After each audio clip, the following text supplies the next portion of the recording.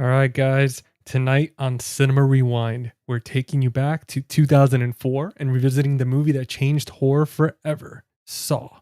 From Jigsaw's twisted traps to one of the greatest endings in horror history, this episode is going to test your will to survive. Now, just remember, stick around. We're going to do a quick little intro, get you guys all hyped up, and we're going to jump into it. See you soon.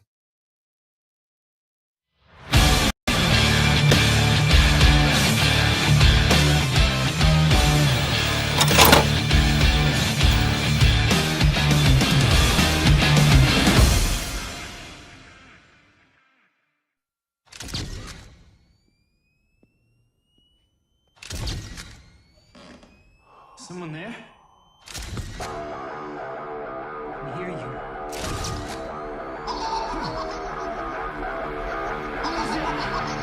He's in there!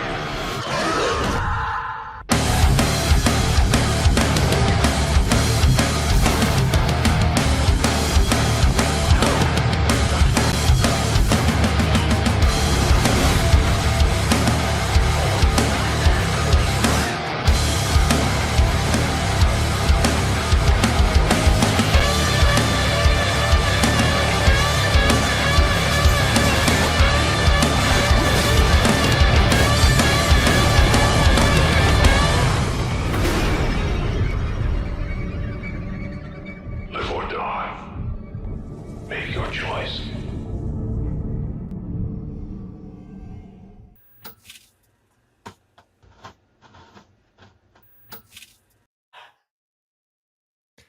What's up, guys? Welcome back to Cinema Rewind, the show where we dive deep into the films that shocked, scared, and changed the way we watch movies.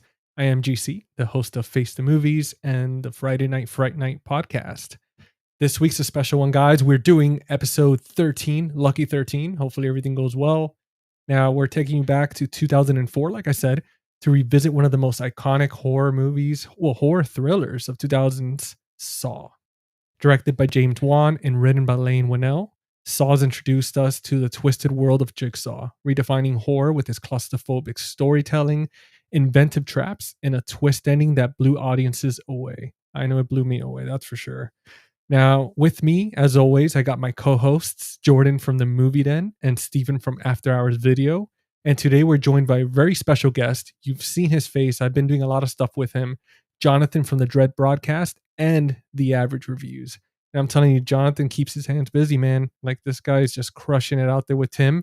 And he's actually Tim's partner in those series. He was here last week for the Conjuring episode. So if you guys were here, we had a blast. And tonight we're going to have some more fun.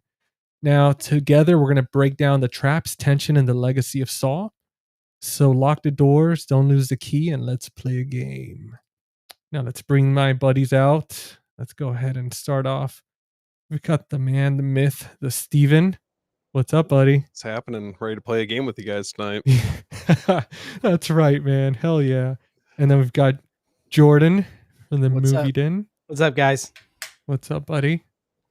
Now, the last, but certainly not least, got Jonathan on here, our special guest. What's up, brother? Howdly doodly, folks. What's going on with y'all now?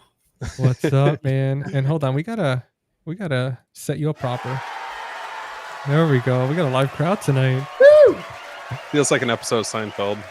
Yeah, right. I gotta find a better clap, man. I'd love to throw it in there sometimes, but it's just I gotta do better. But now, I'm going to go ahead and pass the baton on to Steven. He's going to do the synopsis for us. And then Jordan's going to give you guys a little shock warning.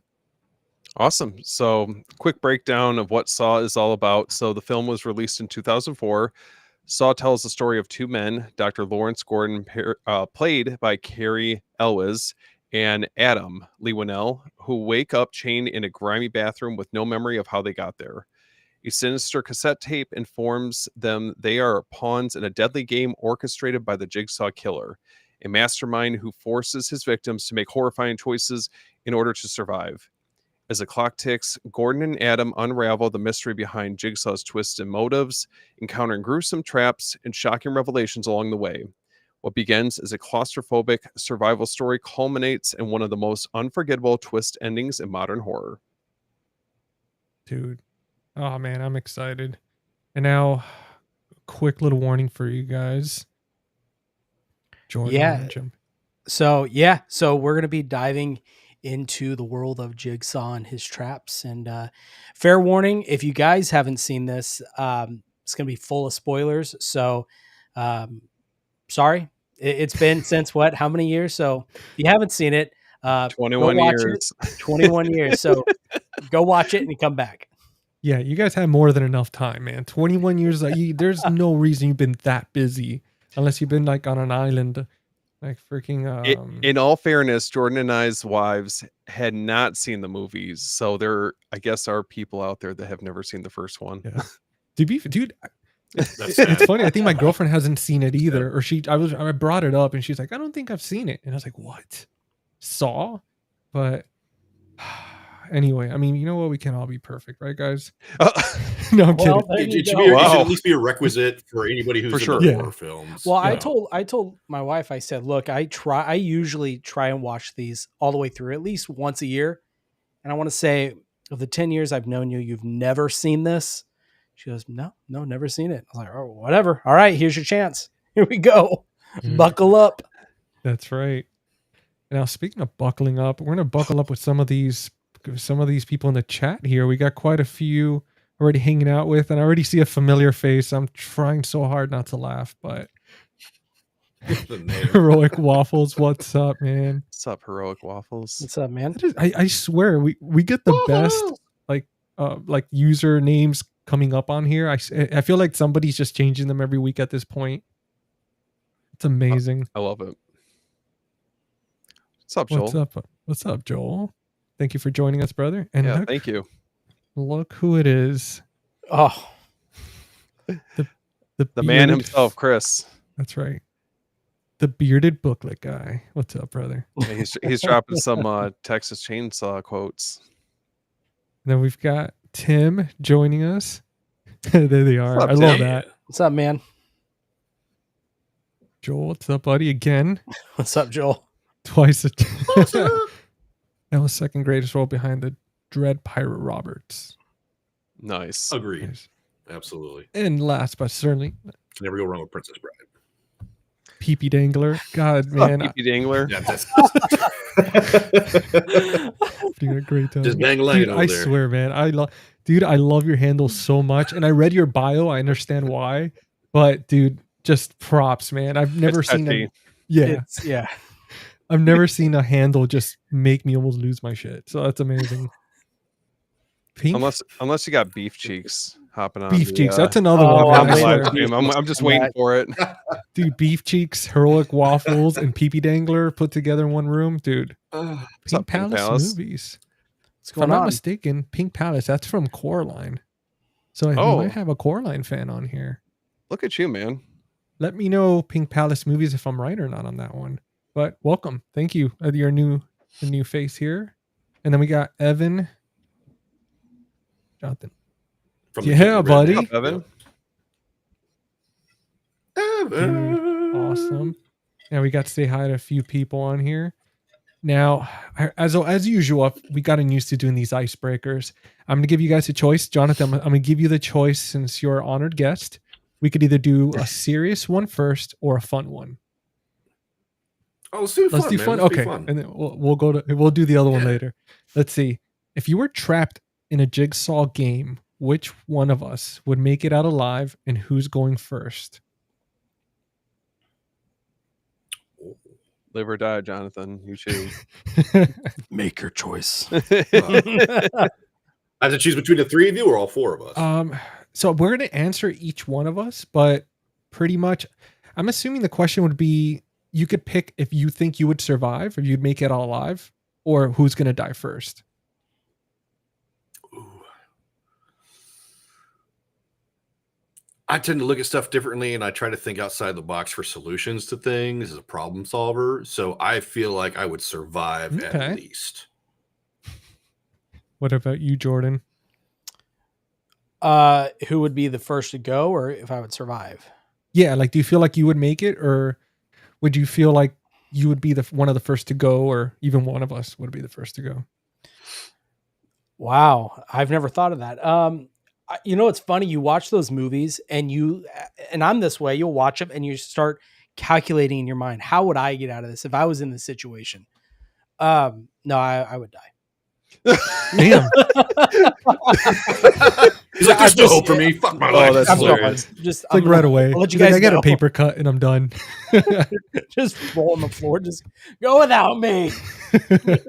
One piece of glass in your foot, like, oh, I'm done. Hey, I'm I'm just bleed saying, out. if I saw, I know we're not talking about two, but if I saw the pit of needles, I'm done. I'm not doing it. Ooh, Come on, man. You wouldn't oh, jump in there? God, I hated watching Just cannonball that one. in there. Jeez.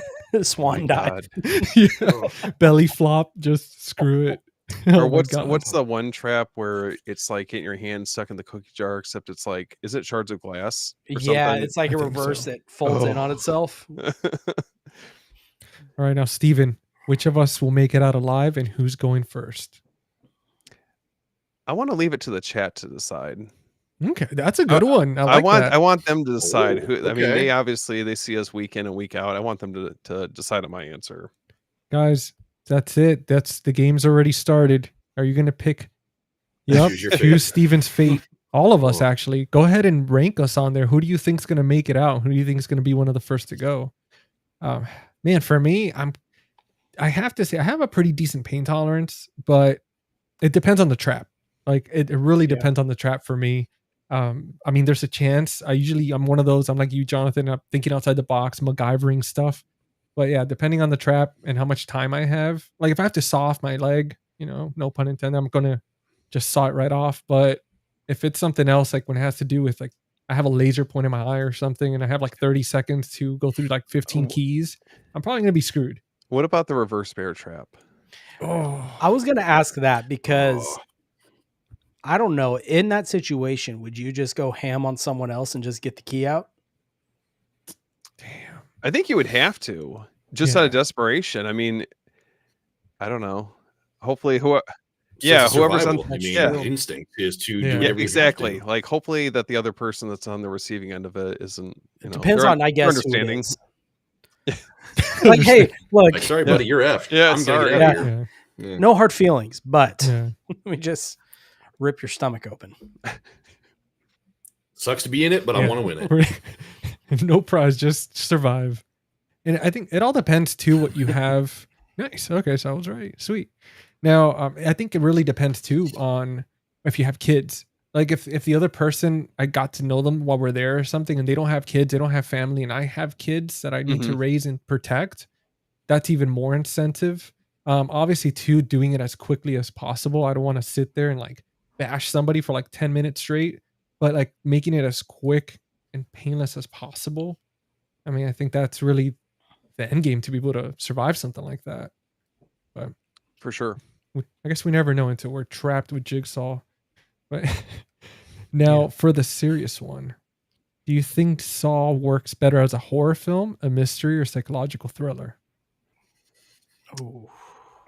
Yeah, I was going to go with Psychological that. thriller. Yeah, well, I think the first one Mhm. definitely, but as the series go on, it does change what I think they are categorized as. But the first few, I think, are definitely psychological thrillers. After Yeah. a while, There's so much suspense Mhm. to Ye- everything. yeah, and I felt like as the sequels went on, it became more of like a spectacle to up the ante with the kills, or like the not the kills, but the saw traps. That Yeah, would play out, and I mean, it's cool. It's kind of like in the same vein as like Final Destination to a certain extent, but um, Yeah, I definitely feel like the first one's a Mm. psychological thriller. The first one to me has a similar vein as Seven. Yeah. It Yep. does. Has Yep. that feel. As I go on, like you said, it becomes like a Final Destination type of situation. Yeah, it really just keeps getting more. You notice that like the first movie, it's just, I mean, the storyline. You really get immersed in the mystery, like what's happening, like how they end up there. Okay, now we see the tape and all that stuff, and as it plays out all the way to the bitter end, man, like you're just kind of holding on, wondering, like, is he gonna, take off his leg?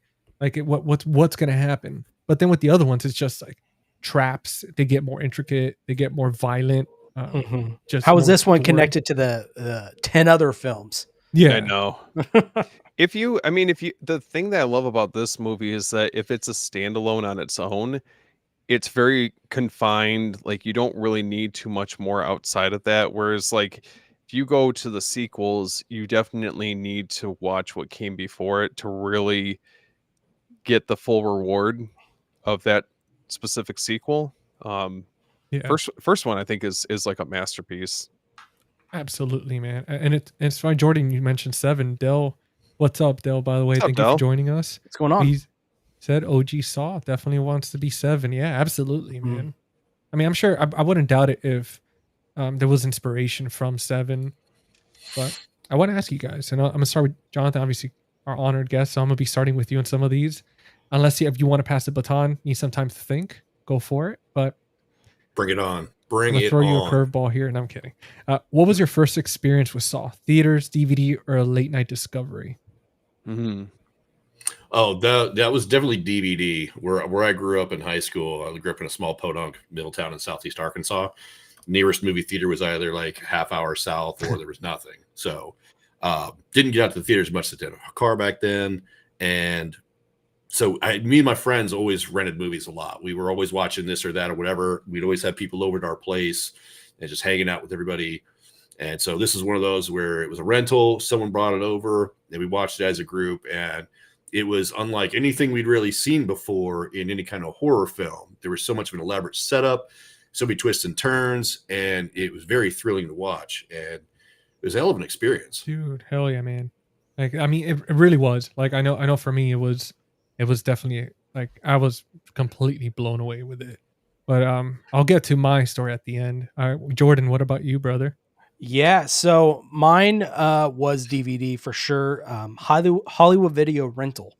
It was my dad who showed me the movie, and it wasn't near release. There had been a few other Saw films, and we went back and watched all the ones that were out. I think there was maybe like 3 at the time, and we had rented all 3 and watched all 3 that weekend. Wow. So we had a little Saw marathon, me and my dad. Damn. So that was my first experience with Saw, and the first thing that I fell in love with, honestly, was the music. Oh yeah. and the score and the music cues. I mean, the thing is, it's so cool.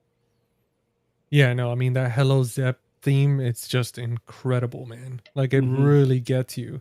Like, and what about you, Steven? I have this, but I had it on both VHS and on DVD. Like the nice clear cases that they had for each one of the releases. But big fan of these movies, at least like the first 3. But yeah, this was kind of early on when I was first getting into more modern horror at the time. So Jeepers Creepers, Texas Chainsaw 03, Cabin Fever, Saw were all in my wheelhouse around this time. And this was one that I just remember hearing everything about, the twist ending. Like, no, fortunately, I didn't hear any spoilers about it, but just heard how crazy the ending was. And I feel like it was just such an important movie to see during that time and really helped me develop my love of horror films. Dude, I mean, that was a hell of a time too, man. All those movies that you mentioned, I mean, man, those early 2000s were just peak. For I sure. mean, like we were getting some of the some new act. We have like Justin Long, all these actors coming around that time and just crushing it, man, back to back. I remember those summers and Final Destination, that was another one. Another one. Yep. Mm-hmm. Dude, I want to. Oh, Hell yeah. Look at that. Is that the collection? Dude, it's Yeah, the so whole nice. So whole nice. six. you guys are Yeah. twins. Yeah, that was when I saw he mentioned that the other day, I was like, damn, Yeah. dude, I feel like he's like the only other person who picked that up besides me. You're like, he's the only one that gets me. One of us. One of us. One. Yeah, Great minds. exactly. Great minds. Dude, Jordan, I want to touch back with Jordan for a second because, dude, you watching all the original 3 back to back like that, Mhm. dude, that must have been a hell of experience. I know for us, just watching the first one, like I saw the first one in theaters, and I Yeah. remember walking out of there just freaking, like I felt like I left a part of me in there. Yeah. But, dude, what was that like for you going back to back with all 3? It was, I mean, the first one, yeah. I mean, I had that feeling. I mean, that ending where Tobin Bell just the silhouette of him standing, you got the green fog, game over, slamming the door, yeah. just gives you chill. Like last night I was watching and I wanted to jump up and start cheering. Like Yeah. it just gets you pumped. You want to go run a marathon or go get in a ring and fight somebody. You know what I mean? But but going back to back, yeah, it was almost like after every movie, your mind gets blown more and more and more. Just the connections they make. And I think I get them mixed up so much, but was it the Yeah. third one where it was the guy and it was his wife that was the doctor that had to kind of Yes. take care and keep and do the whole procedure on the skull, all Yeah. that stuff. Fucking wild. When he took the saw and killed Jigsaw, I said, what are we gonna do now? Like that was, and then you find the callback later, like he was kind of a dead switch that happened or a kill switch. And yeah, it was one of those where it definitely just you craved more as the movies went on, I think. Now I'm not saying they got better and better, but at least it was one of those you just had to see what are they going to come up with next? How are they going to like Yeah. you said, how are the traps going to change or get better and more elaborate and more, out of this world, I guess is the way you can say it. But I always liked with these films is how are they connected, even though it's kind of gets out of hand. Like, okay, this guy, how does he have time to go to the bathroom? He's always concocting all these plans like some master mad genius, but it is still really fun to find out. So long answer. It was almost like I was drained after it. Like, good Lord, how can you top this? No, yeah, it's one of those marathons. I mean, I've always felt like watching the Saw franchise, you're literally playing the game with them. I Mhm. mean, obviously you're not in that situation, but mentally you are because Thankfully. dude, yeah, How am I but going to get out of this? yeah, I sit there every single time with every trap. I'm like, what would I do? And then you're just exhausted from like watching them struggle with stuff, and you're like, no, you idiot, the key's right there, and this and that. But then in reality, we're just like on the couch, like eating snacks and just yelling at the TV screen. But yeah, no, it's exhausting, man. It's a roller coaster. It definitely is. We got somebody after you said game over. Yeah. I wish I had Anthony. like some cool animation to throw in there right now. But just imagine it, The guys. slamming of the door. Yeah. Just so Game over. We got Delson It's like, no. Oh my gosh.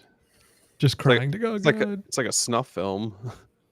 Dude, you serious? no extra. Hey, yeah. It really, dude, I can only imagine watching that on bootleg. It looks like a found footage, like on a dark web or something. You're like, what the hell happened to these people? What did they do? But- Yeah. So we talked about that twisted ending.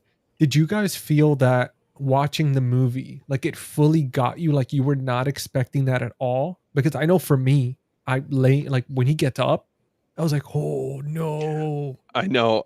I kept when my wife was watching it, obviously she had never seen it. I kept looking over at her reaction. And I was like waiting for the moment that Tobin Bell starts getting up, and she's like, "What?" I was like, "Yeah." Like, yeah, that's why this movie is so important. Just because it's like Yeah. you don't. I mean, I don't remember ever suspecting that could be who it is at all. Yeah. Yeah. What about you, Jordan? For me, I well, of course I didn't expect, and I think everyone could agree that we all thought it was Danny Glover's character for the longest time. Mhm. Yeah. But yeah, it was pretty wild. And yeah, it was definitely something you, for me at least, did not expect. Now, you guys having that experience, and I'm gonna get to you in just a second, Jonathan, because I want to hear of your experience with that ending. But I want to ask Steve and Jordan. So, watching it with your wives and seeing it for the first time, did you guys kind of have that monumental feeling like where Tom Cruise when he jumps on the couch like Oprah on Oprah style, where when you see their reaction and you're like, yes, this is what I was waiting for the last like hour and something. Did you guys feel that adrenaline watching them react, or you were like, yeah, like just It's like like a quiet achievement. Like Mhm. you You're like, feel "Yes." like you were there for someone's first time seeing, you Yeah. know, the twist ending. I mean, there's a handful of movies that I've seen that's like that. But yeah, it was a cool experience for sure. I mean, obviously we've all, you know, seen this movie a number of times, but for someone that is very fresh to watching this film, I think it's a pretty special feeling. Yeah. Yeah, it was for me. It is a proud moment because you're you're kind of living through their experience, Yes. reliving that first moment Yeah. that you were so shocked. I didn't get that with, and I kind of touched about it with you guys before we went live. Is so my wife, like, I can't remember when she stopped watching, but it was pretty early on. It was probably around the reverse bear trap scene. I mean, it was pretty early on Hmm. that she was watching it. She made it through the razor blade cage scene. But after that, she was like, okay, I'm done. She put in her AirPods and was just scrolling on the phone. I was like, whatever, you know, there's no point. I know it is gross. There's some, I mean, it's not like the Yeah. later films, but I get it. And then and it never fails. She won't pay attention. And she's probably watching this and getting mad at me, but never fails. She won't pay attention until the very end. And then I look over and she's glued, headphones are out, and she's got like a million questions. Like, wait, I thought there was one guy dead. And I'm like, there is, but he's standing up. No. There's another one. Where'd he come from? Well, that's Zepp. What happened to him? Why is he there? Well, he was kind of working, got, you know, pulled in by Jigsaw. But Mhm. wait, what about Adam? What was he doing? I'm like, he got pulled in as well. They're all being played by Jigsaw. And yeah, it bugged me. You were like, damn it. but I think it hooked her just a little bit to where she's curious about the sequel. So You know the movie's good when you see your partner when they're used to being on their phone and stuff, and they slowly you see their eyes start glazing over, and they're Mhm. staring at the screen with the phone in their hand, and you see the light just turn off, and you're like, Yep. "Yup, And then got the him." AirPod comes out just Yeah, just slowly. you know what I mean? She like my wife stopped what she was in the middle of, like, I don't know, she was doing laundry or changing the sheets or whatever, and I just see her like slowly getting wrapped into it, and the next thing I know, she's sitting on the couch, and then she's closer to the screen than I am, and I was like, okay, well, at least you're enjoying it. I You're have to watch getting her this regardless. you're Yeah. getting her a drink, you're putting a blanket over her, you're like, "There we go, just put your feet up." Yep. You don't wanna disturb her, you don't wanna startle her, you're taking You off know, one shoe. if I can get her to watch any of the movies that I'm watching, like, I always consider that a win, because there's some Yeah. where she'll straight up tell me this is fucking stupid. So Yeah. I'm like, I'm glad you like this one. You know, Dude, funny enough, Larissa, my wife, she actually gets hooked at the end of Giallos. It's the funniest Oh. thing to me. She'll see this like, wow, that was really good. I said, you watched the last 5 minutes. All you saw was the reveal, but Yeah. it was really good. I'm like, well, it is good. Yeah. It's like, you know what? Baby steps, you know, little by little, getting her into the Yeah. Italian genre. I know it happened to me with Event Horizon, where my girlfriend, I thought that she hadn't seen it because she couldn't remember it, and I put it on, and she sees the menu picture, and she's like, "Oh God, it's like a space movie. I don't know." Like she loves Interstellar, but she's not big on sci-fi, and I'm like, "Trust me, this is gonna be good." And she's on her phone within the first 10-15 minutes, and same thing, you start seeing her slowly looking, and then like halfway through, she starts throwing out the comments and stuff, and she's like, "Well, this and that." I'm like, yes, yes. And at the end, she's just like, you just see her like her little nod. I'm like, yep, there we go. There she is. That's a gnarly movie to sit It's through. that maniacal laugh that Darth Sidious has in Revenge of the Sith. As you're watching it. I'm like, hell yeah. GC's But now just working in the shadows. I'm like the evil Kermit. I'm just nodding. I'm like, yeah. Now, Jonathan, for you, brother, I want to hear, was that something you were expecting with that ending? The second that Jigsaw stands up, or were you kind of like, oh, okay, I kind of saw it coming?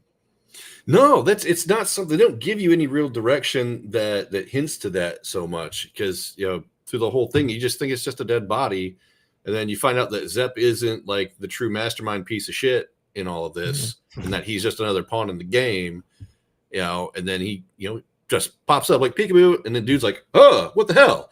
Yeah. And it's a total mind trip, dude. And it's like, oh my god, it's the dude who was in the hospital bed. That's the guy. Holy cow, what the hell? It totally warps your mind and what you thought you knew what was going on, because you see it seems pretty laid out throughout the whole thing, and then that hits and you're like, dude, Yeah. I don't even know what's reality anymore. Where am I? It totally messes you up. Dude, I love when that happens and they do those montages showing the flashbacks, because I know that's so realistic. I don't know if this happens with you guys, Jonathan, happens with you, but when you're watching a movie and out of nowhere you start getting those scenes in your own head and you're putting everything together and you're like, oh my god, this all makes sense. But dude, that like shit, during the chase scene when Dan Glover's character's going after Zepp, you're just getting like the little like everything, like the quick montage of everything kind of being pieced together, which I think that I don't know, it's really, the editing is really good in this film. yeah. No. Oh yeah, the transitions. I mean, it has, in my opinion, one of the coolest transitions in a lot of films. Well, with the editing and transitions and all, and I mean, especially for that type of twisted ending. I mean, I'm talking about twisted ending. Do you guys feel like this movie kind of elevated everything during the early 2000s? Because I mean, obviously back then we had The Ring, we had Texas Chainsaw 2003, we had movies like Hostel. Like, do you feel that Hostile. this compared to those horror movies, or do you think that this was like more on a different level? I would compare it to Hostel now, but with Texas Chainsaw, that came out a year prior. Yeah, that's Mhm. true. Yeah. So, but it definitely had an influence, like Hostel was for sure. I mean, it was kind of, you had the core of what people would call torture porn, Yeah. right? Of that core group of a few, James Wan, Eli Roth, and there was someone else too that did it. But anyways, yeah, that's my answer. I don't know. I mean, I think it's pretty monumental for Mhm. that time. I mean, you're definitely, there was points in the movie where it feels like the cinematography feels very distinct for these movies that were coming out like around that time. It feels like the lighting, like the green lighting that they had in it, very very similar to like Texas Chainsaw. Yeah. Seemed like there were some similarities, very muted color palettes. Yeah. I guess in that aspect, yes. Yeah, it's similar, similar, like the grains, heavy saturation. Yeah, that was a popular, like, even because I remember watching the stuff on the Texas Chainsaw, and that was the thing they were going for, was they were trying to get that early 2000s music video For kind of sure. look to The it. grunginess, To cater to what they call the MTV generation. And so I guess that kind of makes sense that a lot of films at that time had that similar look to it. Oh yeah. Yeah. I'm all about the dark, grungy, gritty, dirty, nasty looking, funky, like Nine Inch Nails, Trent Reznor spinning in air, kind of like messed up Mhm. environment looking kind of stuff. That was the stuff that really drew me in the 90s as a kid. Well, and speaking of which, Charlie Clouser was part of Nine Inch Nails, so he's the one that's responsible for the score, which I thought was really interesting. Hell So, yeah.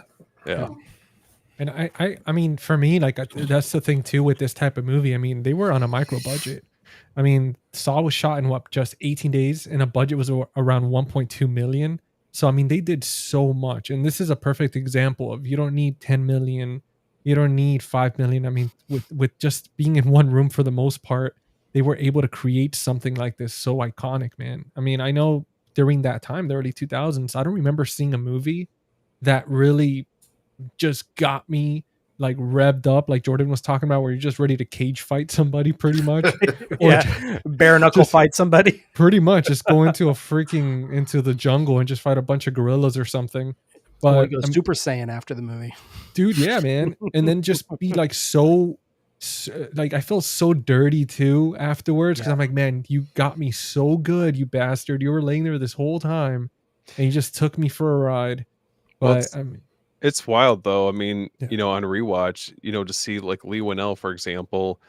I mean, this is like way before he started directing. So, he goes on to eventually end up directing like Upgrade, Invisible Man, Wolfman. So, kind of cool to see that the contrast of like his beginnings, to getting into film like that.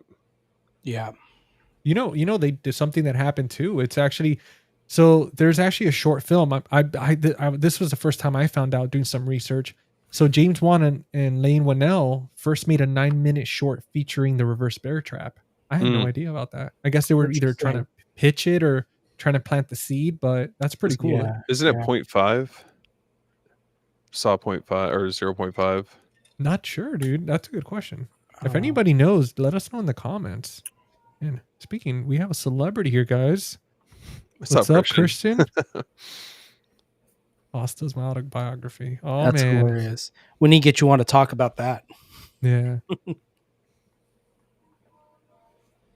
Tim. My brain the first time I saw it. Oh god, poor Tim. He's off the floor. He's got brain damage from watching Saw one time. I just picture just twitching. I know that's how I felt. Like one of my eyes is just like twitching the whole time. It's like, what the hell just happened? Oh god! And you're in the theater surrounded by other people, and everybody's just looking around, all scared. They're like, "What the fuck? What is that guy doing in there?" I think the biggest thing from this film is not only obviously, it's on such a tight budget, but the cultural impact that it had. It was like such a powerful moment within like the zeitgeist of the time, and it was parodied to death. And I don't know, it's definitely, especially with this one, I feel like that this is the one that really shines above the others. Well, yeah, I mean, it spun how many movies, and they continue. I mean, I remember after watching those every October, they'd come around and it was an event. Yeah. Yeah, man. I mean, do you guys feel like they went a little too far with the movies, or do you feel like which of the installments in the Saw franchise would you rather had them left it at? I didn't mind 10. Like at least 10 ended on a decent note, but it felt like it was really starting to sputter with, what was it? I'm trying to, I get them all mixed up. Like, I think it would have been whatever the 8th and 9th entry is, or right around that point where it just, I don't know. I just felt like it was kind of running out of, story to tell. What was the one they had at Public Trap where they had the chainsaw with the two guys and the girl was cheating on both of them?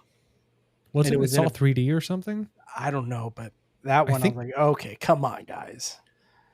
See, I didn't see like the last 3 or 4. I'm the kind of person where I get burnt out on too many sequels. Like Fast and Furious, fuck off. Just way too many films. Let the story end at some point. So yeah, I didn't see the last 3 or 4, so it's kind of hard to keep up with all that. And it's so hard to try and beat what you just did. What's the next worst thing I can come up with? How can we top that?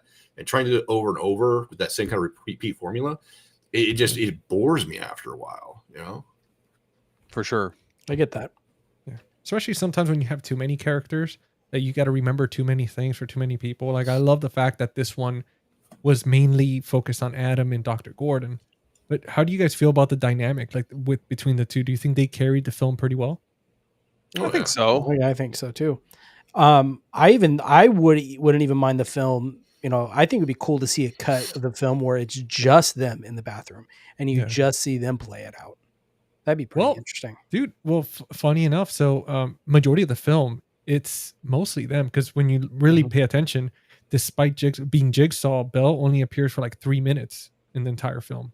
Yeah, like that's crazy, dude. To be only 3 minutes in there, and I wonder like what his paycheck was like for that movie compared to all the other ones once it really started taking off. Because I mean, man, to even make a few grand for only 3 minutes worth of film time, that's insane. And become one of the most iconic, like baddish guys, I guess, right? He lives in the gray Depends on how area. you look at it. Yeah. Yeah, he lives in the gray area. That's true. Yeah, he's like Dexter. I mean, I remember like Tobin Bell, prior to that, I remember him. I think he was I know he was in The Sopranos. I want to say that he was in Seinfeld as well. But he was not really, I mean, at the time, he wasn't really this prolific actor like that. I mean, he obviously had his credits, but it wasn't until this I felt like he blew up. And I mean, I would argue probably for the decade that this came out in, I mean, he's probably the most recognizable horror icon from that time. Yeah. Well, I mean, coming from that, like, do you feel that he was more effective in Saw 1 compared to the later sequels? Like, what about you, Jonathan? What do you think about that? I would say the minimal contact that he had in the showing of the first film was big in itself because of how much of a twist there was at the end with him popping up like that. The other ones after, like, 2 and 3, you get to see a lot more. I mean, there's more interaction in those than you get. So, I like I like the impact that his role had in the first one with how minimal it was. Mhm. I think that had more weight to it. Like, you'd say less is more for sure. Yeah. I agree, but I will say I think the second one is probably one of his best performances. Yeah. I absolutely love the just the whole conversation dynamic he has with the Wahlberg. What's his name? Donnie Wahlberg. Yeah. Just that whole back and forth he has. Donnie Wahlberg trying to find his son. I love that their dynamic. I think it's great. What about you, Steven?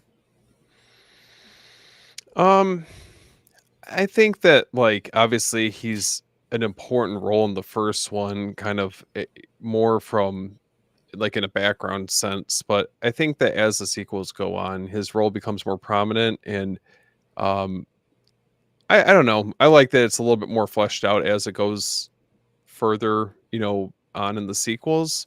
Because I mean, really, he's actually alive for only the first 3, if I recall correctly. So, but yeah, I don't know. He works. No, I honestly agree with all you guys. Like, I mean, I think that the first one was awesome, the mystery behind it. I think the second one was fantastic. And then obviously, as things progress, we have different people in charge and different things shifting. But man, I mean, there's something about that simplicity. Sometimes the guy lurking in the shadows, that's more For sure. intimidating than once you know the whole story. And even though obviously this franchise, you need the whole story to make everything sense, to put the pieces together to the puzzle. But no, I think he knocked it out of the park. He's fantastic. He's forever gonna be one of those people that when you just stare at him, you're like, even knowing he's an actor, you're like, shit, am I gonna end up like waking up in a trap or something? Like, this guy just has that. He has that presence to him. When you hear him speak, the look in his face, it's just, he has that. He definitely like has a commanding presence pretty much when he walks in. But do you want to say hi to Steven for Movie Odyssey? What's up, Steven? Thanks for joining us. What's going on? What's going on? We definitely want to play a game, Steven. And so we asked this a little earlier, so let us know in the comments. But if you were trapped in a Jigsaw game, which one of us would make it out alive, and who's going first? Who's going to die first? So you let us know in the comments if you yourself, you think you'll be able to get out of it. And also which one of us. You got to vote us, one of us or all of us off the island. So let us know in the comments, buddy, if you want. I love that, at least, especially in this one. I mean, Jigsaw has a couple variations of how he interacts. So you have, I guess it wasn't necessarily him, but you have the pig mask. When is it Zepp, I think, is doing the kidnapping at that point. So he had, I think, right? Wasn't it when he was? I don't know if it's Zepp or Amanda or who's really doing it, because it Again, gets so convoluted and like even Gordon ends up being in on it at one point. So it So gets wild. I think at least in the first one, if I recall, I think it was Zepp that was the one who had the mask on. I'm pretty sure. I'd have to go back and look, but that pig mask, I remember when I first saw it, scared the shit out of me. Yeah. It's very unsettling, and then you obviously Mhm. have Billy the puppet, who, I mean, that's just as iconic as Jigsaw himself. Yeah. Um, but I don't know, it's really cool, like, just to see the different iterations of him. Yeah, I love that scene. And GC, you put it in the intro where Adam is with the camera using the flash to Oh see yeah. what's going on, and the pig is hiding in the corner in the closet or something. So creepy. Oh my gosh, dude. Or when they the one scene where he goes to kidnap Cary Elwes's like wife and daughter, and Mm-hmm. he's just standing in the closet and there's just the one eye. I'm like, that's like something out of a nightmare, man. Like Yeah. I mean, especially like you put yourself in the kid's position, it's like that's fucking terrifying. Monster in the closet kind of shit, and you're like, Yes. oh my Yeah, god, something's dude. gonna Yeah. eat me. Oh. Well, Yeah. just to add on to the It's real. terrifying nature of it, we find out when they break the mirror and they find out it's a two-way mirror and there's a camera watching them the whole time. So not only are they stuck there, they have someone just creeping on them the entire time. And I think Yeah. that's very scary. Well, do you guys feel that because of that setting, right? Having that little small room, the creep factor of that double mirror, do you feel like that helped make the film more intense, or do you feel like it kind of like they could have done a little bit better with it? Well, I think it just adds another layer to just you're still trying to piece everything together. Like nothing is adding up. You think you have an idea of like what's going on, and you still don't know. I mean, I would argue it's like that all the way up to the very end. Mm-hmm. Um, I mean, this is just such an effective movie at keeping you guessing the entire time, all the way through. I think there's so much that add to the nature of the film, keeping you guessing. The color palette, the griminess. I mean, that bathroom is disgusting. Um, Gross. even Adam's house or apartment is disgusting. Like, oh yeah, with the toilet, right? I mean, come Yeah. on. But also, and I mentioned this earlier, that music cues and just the way it's shot, the editing. I think the opening scene of us going into the bathroom where it has the dolly shot of the ceiling, and as it's going past each light, you hear a big, like a Like big the thud, buzzing sound. Yeah. and you're just okay, we're in for it now, kind of Yeah. a feeling. So I think all of it culminating together just makes it almost a perfect movie, I would say.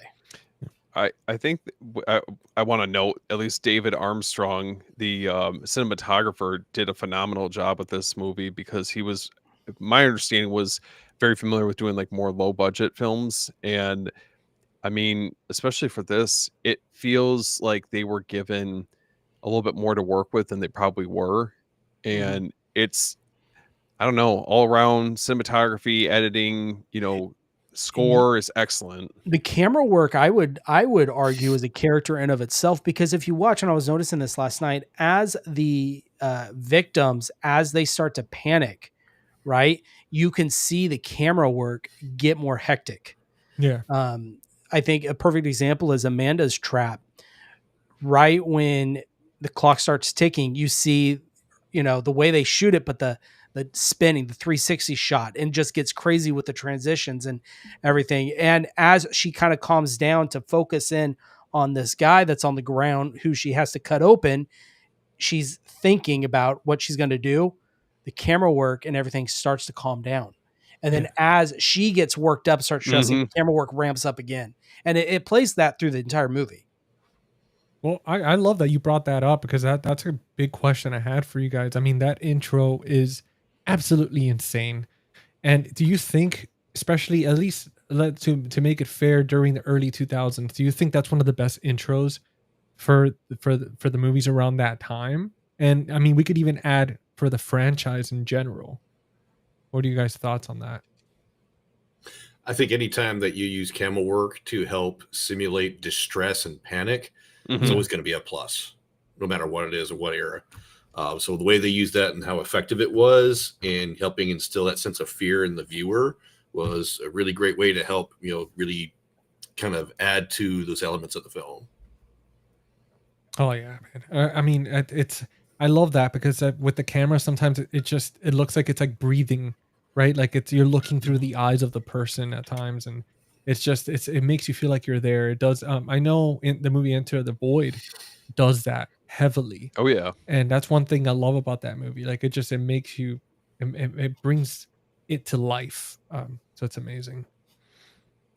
I love the I mean, I don't love it, but I think it's definitely effectively creepy for this movie with the razor wire maze Yeah, is very creepy. Just the idea of that is just absolutely terrifying, and I like that for this film they didn't go over the top with some of these. I mean, for the most part, I think that obviously you hope this never happens, but the traps seem like somewhat grounded.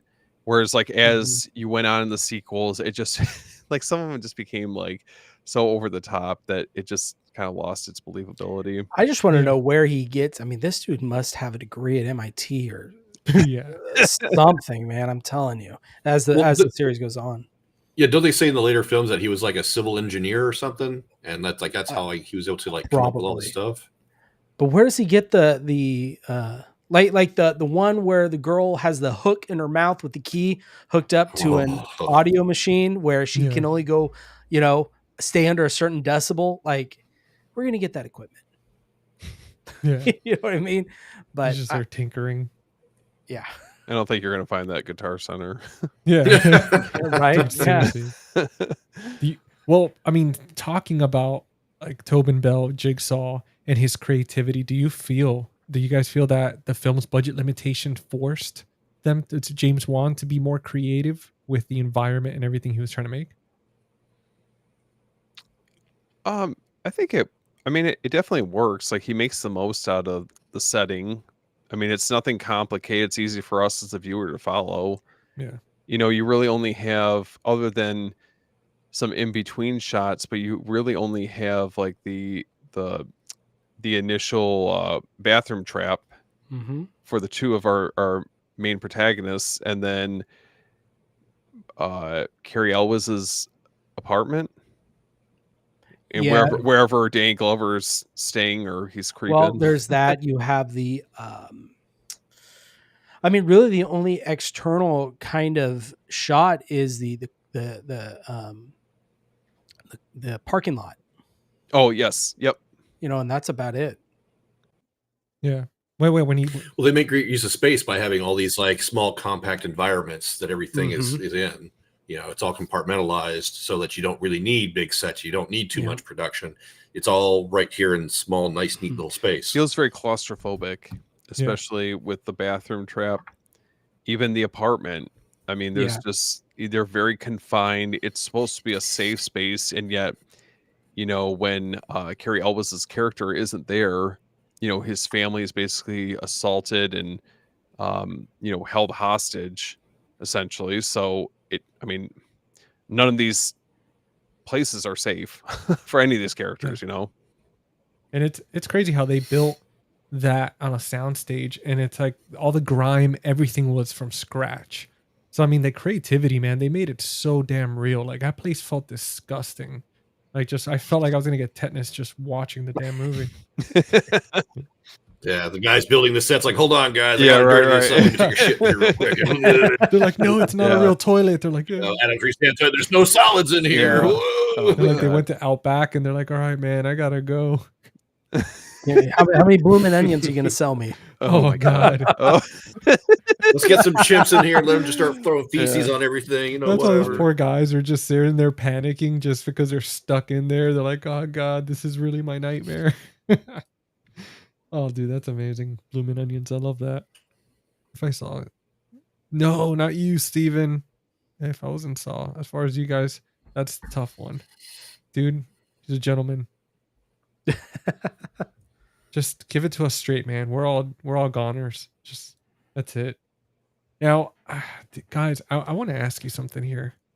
Despite Jigsaw, Bell only appears in 3 minutes of the film. Do you wish that he was in the movie longer? Because I know we touched a little bit on it earlier about obviously like less is more.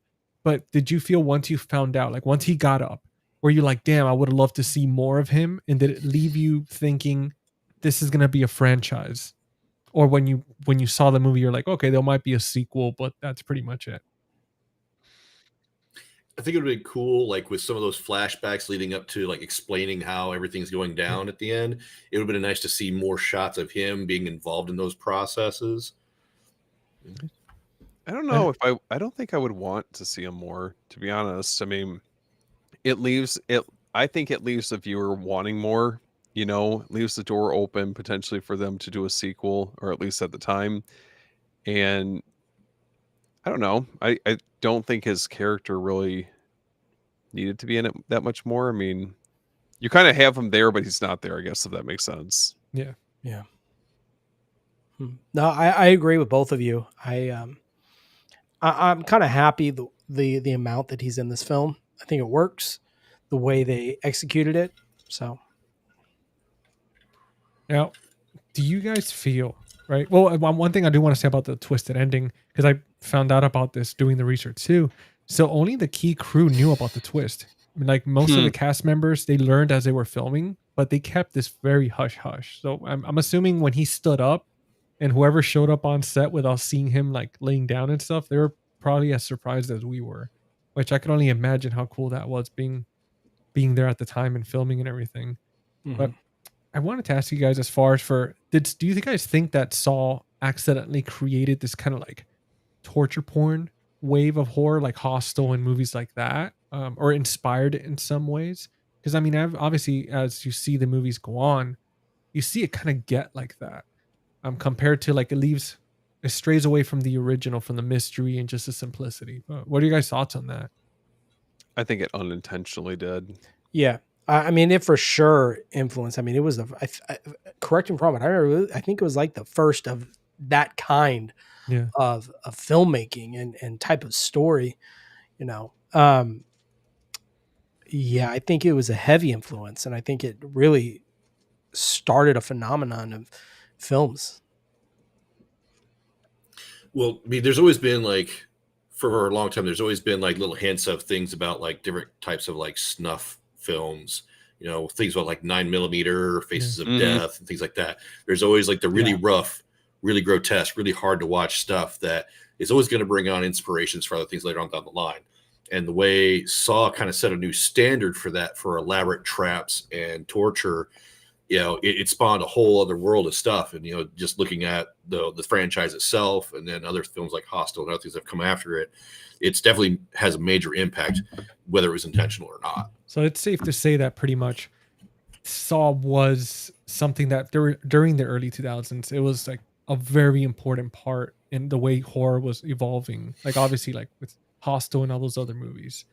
Oh yeah, go ahead, Steven. Yeah, I definitely think that it was very innovative for the time. And I mean, we had High Tension that came out roughly around then. We had, The Descent that came out a little while. The Devil's Rejects. I know we were mentioning like the Hostel films, but a lot of those around that time, I distinctly remember it felt like it was very gratuitous with the violence and the gore and that element to movies. And then I don't know, I always think of like the time where we got Paranormal Activity, and that's when things started to shift a little bit. It wasn't so much of like the torture porn subgenre, and we were kind of, I don't know, it felt like we were able to start branching off in different directions. Yeah, I mean, I think another one we haven't talked about though that I think was heavily influenced in its own way was Cabin Fever. Oh yeah. There's a lot of I feel inspirations in that film. Now, it's not necessarily any kind of torture that goes on. In its own way it does, but there's definitely some influence there. Yeah, no, I mean, when it comes to expanding on this genre and everything, I really think that it hit that spark where it got all these other directors thinking, holy hell, we need to start jumping on this. This is going to be huge. because I remember when I walked out of theaters, I was like, dude, I've never seen anything like this. Like this is something that's I mean, and then Hostel comes out, and which freaking traumatized the hell out of me. Like, it will forever have that like seed in my mind where I do not want, like, I always think about whenever going to another country, I'm like, man, I just hope I don't end up, being sacrificed, or like somebody bathes in my blood to stay young. And I'm like, great, I should have never came here. Like, I should have just stayed home and watched my movies. Just don't. Jeez. That scene with the Achilles tendon. Damn it! I was about to bring that up. God. GC every morning double checking his Achilles heels.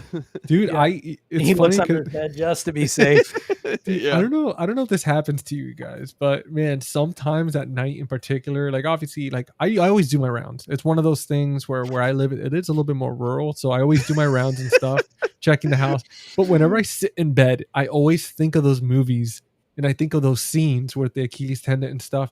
Because dude, to me, that's I can only imagine how painful that is, man. GC Like, always just At cemetery and the Yeah. Gage with the little GC always scalpel cutting that old man's Achilles tendon and falling down. I'm yeah, like, oh, that's GC always only springs boards into bed just so he Yeah. doesn't have to get close to the edge. dude, I just belly flop. Running start. Yeah. GC, I picture you just going around in your house with a flashlight, just making sure all the doors are locked, lights are off, windows are locked. Having your Scoop- dogs with you.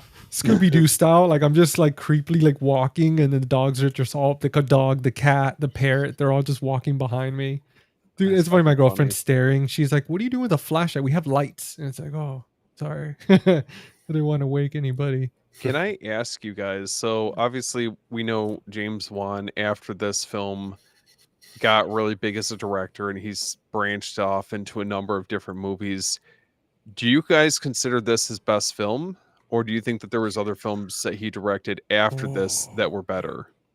I don't know that I've seen other films of his. I don't really pay attention to directors. I always pay attention more to the actors and the story. Man, The Conjuring's up there. Yeah. And we just talked about it, so I'm still on that high from The Yeah, Conjuring. that. Oh, I haven't seen it. Oh I still gotta watch man, this. Are you guys going to leave out Malignant? His magnum Oh. opus. I forgot about that movie. Haven't seen that either. I saw that in theaters. Man, That's it. Cinema Rewind. I'm a horrible Malignant. horror Next fan. episode. wow. It's not a bad idea, man. Like, I mean, that's hard because it's, usually you have these directors that just have that one movie that you're like, holy hell, and everything else is great, but that one movie's just good. And then it's hard because Saw, like the only other time I remember having that effect for that twisted ending was recently with Sleepaway Camp. Mm. Dude, like with movies, you could, for me, I always feel like I could kind of tell what's going to happen. My girlfriend has the same thing. So when we watch movies, we're already kind of expecting things. But these two movies from the top of my head are the ones that have gotten me so damn, man. Like, it got me so damn good that I was just like, oh, what the hell? But Sleepaway Please. Camp will have that effect on somebody. dude, but then Yeah, well. The Conjuring, fantastic movie.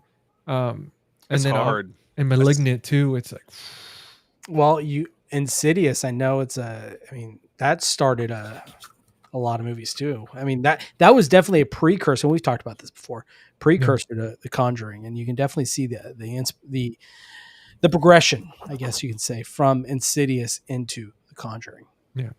which is a fantastic. I mean, James Wan. I mean, he's brilliant. It's hard to pick a best, but what we could do maybe is, what about top 3, like in order? I don't know about in order. That's Number 1. Malignant. Okay, I have to Mine- rewatch it, man. mine's The Conjuring. It just I need to watch it in general. holds a special place in my heart. I'm just messing. I would have to agree. I would probably go Saw, The Conjuring, and then Malignant. Yeah.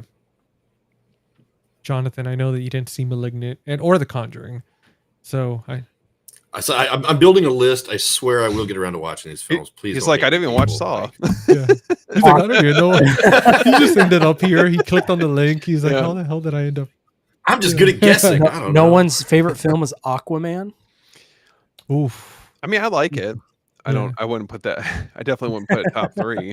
Like it, not love it, but it was a fun one. I mean, I was surprised I mean, seeing these type of movies and then him going to Aquaman, it's like, wait, what? It's like, what the hell just happened? Oh man, my buddy Anthony, he's razzing me Is in the it- comments. Oh dude. See, bro, Whatever, oh, dude. hold on, let's check this out here. No, Anthony, I haven't watched The Conjuring yet. Yeah. See, I was gonna get flack from somebody. Yeah. Bunch of O's there. There we go. You just got them worked up, It's really good. You need to check it out. dude. I plan to. Like I said, I'm making a list of everything after the last discussion from Saturday's live stream with Aaron at A&B Horrors and everything. I'm building a list of stuff. I get so caught up in like foreign fight films and action flicks because that's like my bread and butter. Like you want to talk fight films and martial arts stuff, I'm on it all day. But I still got a ways to go to catch up on the horror film. Well, I'll tell you this, man. I know you still have some time for this Sunday coming up. Dishonor. What is that thing in The Last Samurai where they have to do, I forget what it's called. I think Tim brought it. Yeah, there you go. It's like Dishonor, but you do it with a VHS tape instead of a blade. Oh my god! I'll take the VHS tape, I'll smash it on the ground, take the jacket apart. Dishonor. But what a terrible way to go. Seriously, man. It's not even, it's like dull too. It's just like you just keep doing it for like half an hour. Like, come on. When you said VHS, I just thought of Videodrome. That's all I thought of. God. Yeah. Dude. So guys, going back to Saw, because I know I derailed us a little bit there. Man, so if we're gonna pick a favorite out of the entire franchise of Saw, and I know Jonathan, obviously, I know you've only seen, I think you said you saw the first 3 or something.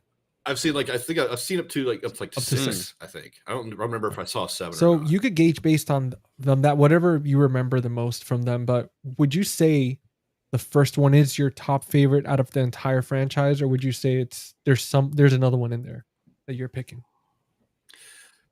I think the first one would be like my second favorite of the franchise. I think 2 would be my first favorite. Okay. What about you, Jordan and Steven? For me, it goes in order 1, 2, 3. Yeah, The trifecta. I'm with you there. Would you say that saying that? Would you say that if they would have cut it off at 3, I think it would have been a perfect trilogy? Yeah, okay with that. I think I mean, spoiler alert, but after 3, obviously you don't have, I mean, you do have Jigsaw, but not like, he's not literally here. So I think that's where they started backing themselves into a corner. I wish that they wouldn't have necessarily done that, but if they had stopped at 3, then it would have made sense. Yeah, I think it's kind of hard to say what if, because we didn't just get the 3. Because I can see maybe 4 or 5, I can see where that would be in there. Like those are great continuations. Yeah. But I think Steve made a good point about Jigsaw, his character as a whole. I think 3 is a great ending. Mm-hmm. Like I would be fine if I was sitting down and watching them. I don't mind going past 3. I just felt like the story felt very self-contained for the original 3. But it's so hard because they ended open ending on all of them. I know. Yeah. You know what I mean? They knew what they were doing. Yeah. Yeah, they were smart, man. I mean, I think they learned from a lot of other franchises where they shoot themselves in the foot and then they have to do prequels, because like, how do we explain him being put back together after he was blown up? It's like, well, I mean, maybe we could do a prequel. They're like, all right, sold. But I mean, yeah, they were smart about it. I think James Wan, I mean, again, they did that few minute kind of little short that they did. So I think they knew, like, once they knew, they planted the seed. Once it got approved, they're like, we're going to make this movie so damn good that they're going to beg us to keep making them every year. And I mean, that's kind of what happened. Well, it's going to be interesting now that James Wan is back, in charge of Saw. Mm-hmm. So I'll be curious to see what he does with that. Do you guys think that's good? Like, that's gonna, like, are you guys excited for what's next to come with Saw and James Wan, the originator of this? Or do you feel like, it's already kind of played itself out? It's going to be a Peacock TV show. Oh, stop it. Get out of here. Geez. No, I think it'd just be done. No more. 10. That's Okay. The solid X done. What I thought was interesting was I thought that they would be doing some sort of a reboot, but it didn't sound that way. It sounded like it was just going to be a continuation of it. And I think if anyone's coming back and getting their hands on this franchise, I think having James Wan probably would be the person to right the ship. Yeah. Mhm. But I, my excitement level, I'm definitely keeping it pretty in check. My girlfriend's here saying hi. Hey, hon. What's up, Aaron? Hey, Aaron. She Hi, Aaron. What's jumped up? on to say hi. So, because this is a crazy thought that I had for Jigsaw, Tobin Bell, right? What about, and hear me out, what about a prequel where we actually get the origin of how he learned how to do all this stuff? I got to be honest with you, GC. I'm over prequels. You're all prequeled Yeah. out. I am. I That's fair. can't Yeah, do that's totally prequels fair. anymore. No, I don't blame you, man. That's what I was like mentioning earlier. I was thinking, I was like, dude, everything gets a prequel now. I mean, especially with the Texas Chainsaw Massacre with the beginning. It was just like, oh man, do we really need that Well, much I detail? feel like that one. I agree with you. That's a Like, little bit different. I didn't like how they gave Leatherface a name. I thought that was ridiculous. But that was early on enough where at least it still piqued my interest. Yeah. But now everything's getting a prequel. I'm just kind of. Or I a don't need a to know requel. everything about everything. Oh gosh. Well, I heard after Weapons is out now, like I heard that they might even be doing a prequel for I heard You don't that, need Weapons. So you get some backstory. I don't about need the it. witch lady. Just Exactly. let me. I can't. I don't know. Can't we just like leave things up to our own viewing and like our own imagination? Like I don't feel like that's like they need to like spoon feed us to fill in the blanks. I don't know. They're going to Yeah. do a prequel to Hereditary. You watch. No. Give us a story about the grandmother. Dude, I swear No, they're just ruining these masterpieces by just money. Like that's all it is, man. They don't care Yeah. about the art. They just wanna they don't even care about our imagination. They're just like, you know what? We're just gonna give you prequel after prequel. Like I would, man. I hope James Wan doesn't sell his soul and do that. Like I really hope that if he does come back he reboots it in such a way that it's, I mean, with that ending for Saw, I mean, he just rewrote like kind of what you expect in these type of movies, these psychological thrillers. So I'm hoping that he does something like that again. Would you be okay? How about this? If he kind of did what the Blumhouse trilogy intended, where he kind of did his four and ended it definitively that way. Like retcon. Sure.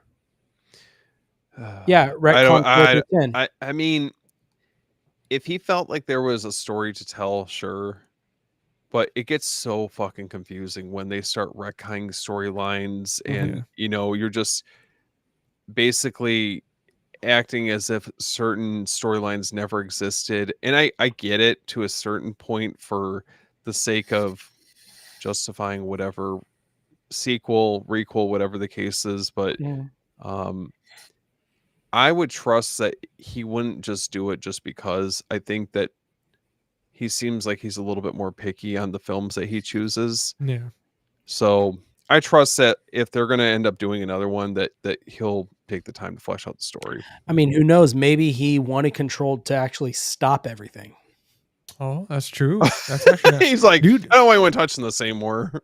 I mean, he literally probably created a death trap of movies where he's like, I've done enough damage. Like 10 is way too much. He probably saw Chris Rock's movie and he was like, why? Just he wants it to end so we can finally get the complete box set. There we go. And speaking of which, guys, whoever's watching, obviously we love Saw. I mean, it had such a big impact for us. I mean, this was 2004. I was 17 years old, just graduated high school, and my mind was just between focusing on everything else in life. Watching this, I mean, it didn't really help, just confuse me even more about life, but making those decisions. But one of the reasons we want to talk about Saw this week was we're getting closer to Halloween. And as if you haven't seen the announcements, Saw is being released on 4K. They have these beautiful steel books. So wanted to take the time to have a little bit of a sponsor segment. Normally we do this at the end, but I figured, you know what, me and Jordan, we could go ahead and share that with you guys for, we're already an hour and 15 in, kind of give you the heads up. Saw 4K. If you're into steelbook collecting and all that good stuff, we have two great companies. One that I want to give a quick shout out to, and then I'm going to pass it on to Jordan. I want to talk about Valoria Video, valoriavideo.com. If you're looking to pick up one of these steelbooks, pick up one of the Saw series, make sure to check them out. Face the Movies 10, you get 10% off your order. Look through the stuff that they've got. I mean, if you just want it on Blu-ray, I'm sure they're going to have it on there as well. And if they don't, I'm going to pass the baton on to Jordan, and then Jordan will kind of clue you in. And he's got an awesome code as well. So, Jordan, take it away, brother. Yeah, man. Well, first, I don't mean to burst your bubble, GC, but I think they're Amazon exclusives. Really? Aren't they? I don't know. I thought they were. I could be wrong. Sure they are. I thought, but anyways, regardless, I don't know if Valoria Video has them, but if you guys like Halloween and you guys missed out on the imprint release, I know the movie room has that big, nice jack-o'-lantern pumpkin. You got pre-orders there, and you do get 10% off on that as well. So that's like, hell yeah, what, almost $40 off? I mean, it's not Oh, bad. nice. And so he still has some available. So if you guys want to pre-order there's the code, and Valoria Video might have them. I'm not sure. So Jordan, my I half think birthday is right around the corner. that birthday. There we go. You know what, birthday. guys? My birthday's Listen. in a week. Get me something. Oh, come on, you guys now. Jonathan's birthday is coming up in a week. We got Steven's half birthday coming up. Come on, Jordan. I know you got pull over there. There we go. Well, Happy guys, Wait, Steve, when's your birthday? May 4th.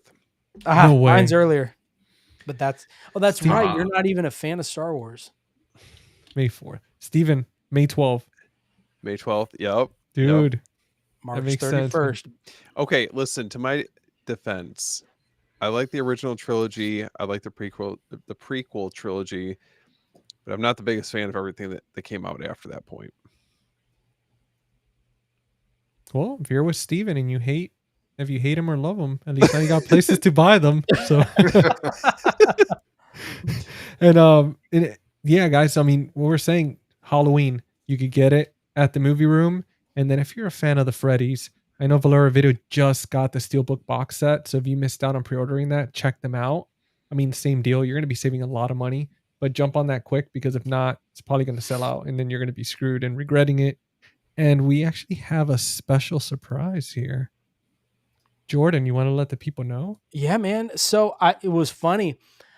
I went in to watch the movie last night, and I saw I had a digital code of this, and I never redeemed. And digital codes for me, I take them or leave them. Certain films, I will get the digital code. I'll use it.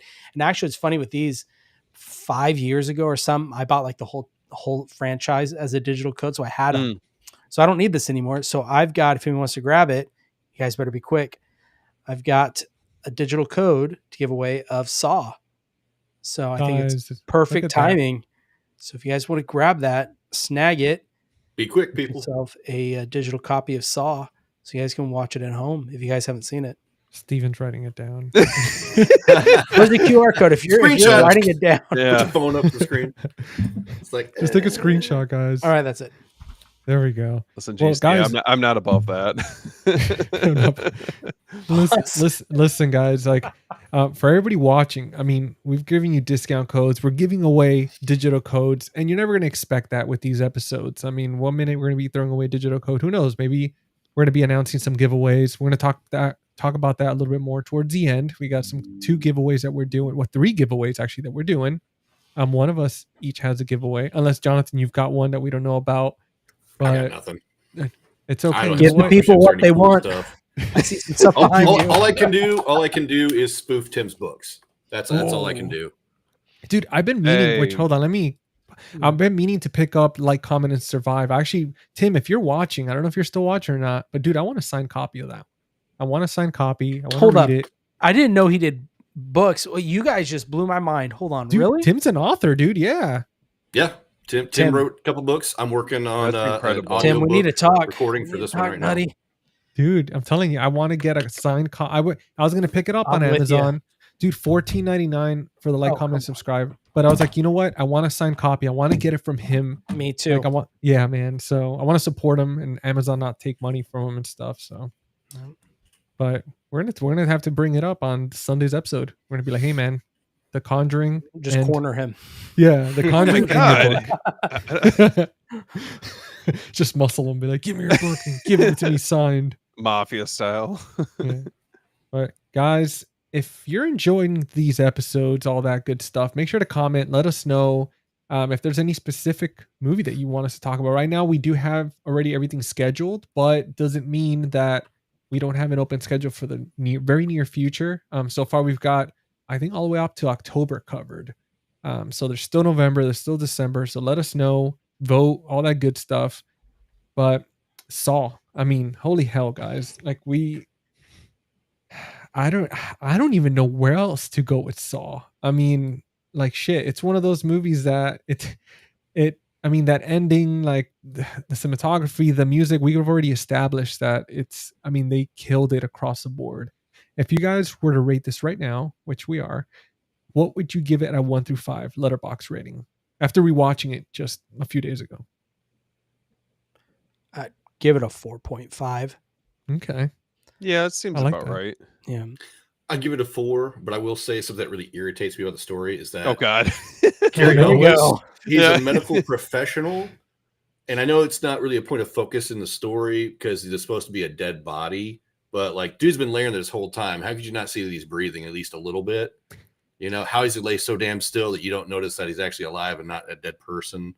Like, boo for a medical professional not kind of like noticing some shit like that, I guess, in some fashion. I don't know. I can They just spend so much time sitting there trying to Asshole. think about shit, and you see a dead body, and you tend to kind of look at that shit for a while. Maybe at some point you would see that chest is rising and falling because the dude's still fucking breathing at some point. He's not completely still like a dead person. Well, It's like how that part just irks me about the story. But other than that, 4. Or he doesn't giggle or pass gas or something while he's laying there. Why Like, he would No just farts, no But- minor twitch, you know, from laying there still. So I don't know. to Good body to control. I guess. go with the whole you got to stay with the story. They do answer that sort of as he takes some type of shot or pill that lowers his heart rate to like the Yeah. lowest it could possibly go to stay alive. Mission So, I mean- Impossible style. Oh, okay. And two, he lays on his stomach, I guess. So that does Okay. help with the hiding Yeah. the breathing. I, I see what you're saying. I get I it. will say the one part where Dr. Gordon starts sawing his leg off, and I remember my wife looked at me and she's like, he's a medical professional. Like, how is he not like doing this properly? Like, she's like, he'll be able to fix this afterwards. I'm like, no, I don't think he will. Like, how much time is he going to have to reattach his foot? Hey, Yeah. he It's a he hacksaw job. cauterized That it. shit just tore the fuck up. Yeah, no He thanks. Why cauterizes don't it you use later. that saw to maybe try to saw through a pipe instead at a slow rate before it breaks, you know, instead of like all the other shit they did. Like, I don't know, man. Definitely dulled it. For sure. Like I said, for me, it's like think that outside of box kind of situation. I would Yeah. maybe like try to saw one of those smaller pipes, break that off, and then use that as a thing to try and leverage twist and maybe break a chain if possible. I don't know. Maybe it's just not the type of chain you can do that with, but something else, man. I don't know. So Well, you're saying It's you're saying electric. that- They can electrocute him too. Oh, No, that's yeah, right. there's that Okay. too. Yeah. Yeah. So you're saying for you guys, like, let's put ourselves in this room, right? And we're the good old Dr. Gordon. Do you guys feel that you would absolutely wait till the bitter end to saw off your foot? Or would that be right in the beginning, be like, shit, I might have to saw it off? No, I would probably wait, to be honest. Oh, dude, that's like last resort option. I will do everything and anything else I can to avoid having to hurt myself. You know what? I won't do what Dr. Gordon did is he tried to pull wool on their eyes and like, hey, just act like I killed you. I'd have killed that guy a long time ago. Yeah. I don't It's know. like, how him. do you know that's what the poison's going to do to him, or it's going to work that fast? Like, Yeah. Jordan's like, you know what? Sorry, buddy. It was fun sharing this bathroom with you, but Survival of the fittest, man. What, you didn't believe when Adam was like essentially acting like he was dying? I was that was the one part that Such kind of bad took. acting. I'm like, oh damn, man, maybe it's good you're behind the camera. Well, it was I was gonna say it was intentional. I'm Yeah. sure that bad acting. So because it's funny. So with you have with Cary Elwes, like a lot of the emotional scenes that like he had, almost like most of them were partly improvised due to the time pressure for the movie. So a lot of stuff I was can just see kind that. of like cracking and be like, oh god, we got to get this done. what I think is so cool is if you watch after he saws his leg off and he crawls over to him and it's like, I'm gonna go get help. They basically made him all the color out of his face. He is just pale. Mhm. And they that was a little touch they added, which I thought added so much to that from then on, that scene. Yeah. I know we were talking about earlier that that there was definitely some inspiration from Seven. I also thought it was interesting that it looked like there was some influence that was taken from the Twilight Zone as well, which I thought was a cool touch on it. I guess with the twist ending, but this is definitely a lot gorier than I remember any of those episodes being. Seriously, man. I mean, talking Twilight Zone's like this shit's like that's like hardcore Twilight Zone on steroids. Oh yeah. It's like punk rock style music video, saw off your foot and just figure it out from there. Do you guys feel between Seven and Saw? Which one are we picking? Oh, come on. You can only have one. You can I would only say have Seven. one. I love Yeah. Seven. Yeah. You gotta Okay. go with 7. Dude. Seven feels a lot more elaborate, Yeah. thought-provoking. You're on the edge of your seat. I mean, it's tough because Yeah. they both have such iconic endings. But I mean, come on. How The can you beat performances in that film, Morgan Freeman, Brad Pitt. I Dude, mean, the heartbreak at the end. Oh my What's in the box? Yeah. You know, Swear. that dude, it just, yeah. so Well, damn good? Now we know what's in the box, and apparently it's 7 for the whole panel here. I mean, I have to agree, man. I mean, 7 is so I love those type of rainy movies, so atmospheric, gloomy type stuff. Oh, it's obviously gloomy. yeah, Yeah. like dude, Saw knocks that out of the park, but Saw makes me feel dirty, and then 7 makes me feel depressed. Just because everything is just raining all the time. It's just dark. It looks Perfect. cold. It's Perfect double perfection. feature. So I guess we eliminated Saw from history then. We just What? Well, yeah, that was all right. part All of right. it. Take it easy, man. Well, hold on, but you wouldn't have Saw without 7. So if we eliminated 7, we automatically eliminate Saw. That's true. See, there we go. Science. You guys learn. See, whoever's watching, man, you guys learn something every week. Something crazy. Last week was ghost stories. This week, science. I mean, movies. Like you never know with this stuff. Have you guys seen 21 Jump Street, the remake? oh God. Oh, yeah. Dude, When the he comedy writes with 7 all over the board, he goes, science, or what does he say, math, or he says something. what the hell's his name? Damn, I'm Channing blanking. Tatum. Channing Tatum. Channing Tatum, yeah. Well, or if you've seen what was that movie? The comedy where the world ends with Seth Rogen and everybody. Oh, This is Oh, the this end. is the end. Channing Tate That Yum. movie is great. That movie's when great. when that one, I forget who it was, starts to get taken up, and he's like, yeah, and going after him, and it stops. Nope. Yeah, when he starts like talking shit and it just starts dropping him, and he's like, "What's going on?" No, I lost it when Channing Tatum comes out with the mask where he's like the gimp, and then he's like, "Oh, you guys remember him?" And he takes it off. He's like, "Hey, what's up, guys?" And he's like, "Is that Channing Tatum?" He's like, "Oh, well, I like to call him Channing Tate Yum." Dude, that was so freaking funny. That movie. I gotta rewatch that. We're gonna have to Same. Dude, we're gonna have to do an episode on because I was thinking for like December towards November after Halloween, we could start doing some of those funny ones. I can only imagine how hard it's gonna be to keep our composure. December, we man. need to dedicate it to Christmas movies. Ooh. I would like to do a series of Danny McBride movies, Oh my god. Oh, like Your That's- Highness, The Your- Foot Fist Way, even though it's more of like a low ground like B film. And then of course This Is the End. All this stuff that he's in that's just where he's just this absurd asshole character. Yeah. I don't I know. love Him and those. Hot Rod gets me every time. Hot Rod, Yeah. dude. That movie was so messed up. It's so funny. You want to see me do a stunt? Dude, this- Maggie, don't ask, just bring it. I know Erin's excited. She's been telling me, she's like, we got to get a Christmas tree. I was like, I know. We'll get one this year. We'll get a small one because our dog, our shepherd, I was going to say our golden, because he has the mentality of a golden, but he's a shepherd. And this guy, anything that he could run into, I mean, any trouble that he'd get himself into, this guy figures it out. He's oh boy. he's like Hey from Moana in a dog's body. I swear to God, dude, if you guys have ever seen that movie, he is that chicken.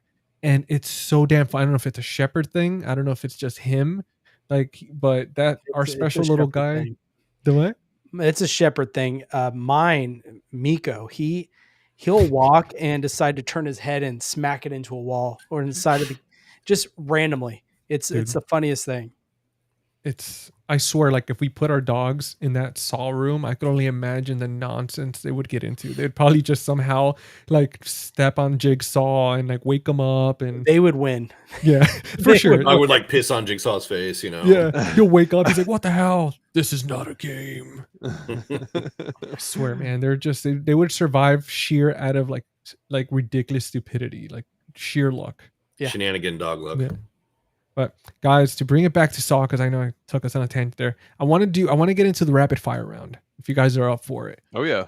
I've Yep. got 10 questions for you, and it's just quick. Whatever comes to mind first, you just blur it out.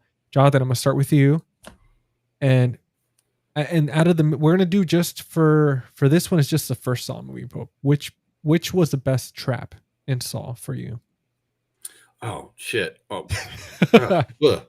I want to say the face trap. The bear 'Cause trap, the bear claw. it's whatever timed, was. it's quick. You got to really move fast. You don't have time to do anything like you did with the razor wire trap or with the combination and the flame goo all over the body. You know, all that stuff. Everything. It was so really down to the wire in that one. Like you really had to really make really quick split decisions on shit. That's a good one. What about you, Jordan? What are you thinking? Did you mean just like the first Saw or the franchise? Oh, just the first one. Oh, that yeah, the reverse bear trap for sure. What about you? For Steven? everything Jonathan said. Everything Literally. plus one. We're looking at you, Steven. I was building suspense. Dun, He dun, blacked dun. out. The razor wire maze. I just like it Dude. because it's like it's metal as fuck. How the hell are you gonna get out of it? Literally. I was gonna Yeah. pick the same one. Very, I don't very know. carefully. Very good. God, There's no way to get out of that, dude. The one that got me in that scene is when they made the little comment was it cut so deep they found stomach acid on the floor. Dude. He thrashed they- so hard when getting they caught up said in it. that- Mm. Yeah, that just I'm sorry, I would have moved Goosebumps. very, very gingerly in that one. I would have Every been quick. time. I would have tried to been like, okay. That just grossed you out, Steven? I'll just wait till someone comes and gets me if I'm trapped in that. Like I'm not moving at all. someone's gonna go in here and see Stephen. Hey, Door's gonna seal, and you're like, oh, I guess I'm just screwed. Then I'm just gonna Yeah. sit here and not cut my shit up and Oh just my be locked in god! this room. I'm like, just give me like some AirPods. I'll listen to Nine Inch Nails while I'm sitting in there. He's just drinking his own pee. He's like 128 days later style. He's like, Yeah, oh, hey listen, guys. you do what you got to do, I guess. Like, eating well, this is toenails. embarrassing. Yeah, I don't know. This is not where I parked my car. Yeah, I agree with you, man. That maze to me was just, oh, man, like talk about painful, slow death. I mean, you just every time like you try to move or do anything, it's just gonna be so painful. You're Yeah, just I mean- screwed. I would argue that situation kind of rivals something from Seven. Which one? I don't remember. No, I'm just saying like that type of trap. It feels Oh, like yeah. it could have been something that was pulled from oh, Seven. yes, Yeah. it does. Yeah. Oh, I remember now. Yeah. With this certain fake anatomy with razors on it. I think that was in 7. Mm-hmm. Yep, dude. Okay. Oh my god. That was God. that's horrible. I don't even want Gosh. to. Guys, Thanks, Juicy. if you want to know what we're talking about, go watch 7 because that's probably gonna end up being a future Cinema Rewind episode for sure. Some Oh, that'd be peen fun. violence. Some yeah. Oh, some Peen peen. violence. So I was gonna say Sabine. Oh my gosh, peen violence is been a- never good. We don't support It's been that, a recurring thing that's happened on the past 2 episodes of the Dread broadcast. Just some peen violence mentions. dude. Yeah, I remember Oh the, my God. dude, the DP people Dang, where you watching at? the comments. People are like peen violence, and I was like, oh god, Like, they're rioting. It's a quiet riot, just keyboards just clattering all at once. Peen violence, all caps. Hey, that's a great band. The peen. It reminds me of Motley Crue when they were first starting out. I think it was Tommy Lee. They were coming up with names, and Tommy Lee's like, "Oh, we should call ourselves the Foreskins." Well, what was what's that one song? I forget who it is by the tip of the skin, or what was it called? Zipper catch a skin or something like that, or Oh, that reminds me of something about I Mary. can't remember. I There's a was just about to say song. that. There's a song called that, but I can't remember what was it called. Oh my god, that sounds painful, man. Yeah, it's something stupid like that. Well, moving on to the most talking about something shocking, like getting your peen caught in the zipper. I was hoping we would talk about that tonight. You were just you had it in your bingo card. You're like, I'm ready. One of the most shocking moments, Jonathan. I mean, I think I'm gonna guess already, but I want you to let us know which one was your most shocking moment in the first Saw movie. Oh man, most shocking. Man, that's a hard one because there's a lot of shock in there. There is. Live or die. It's your choice.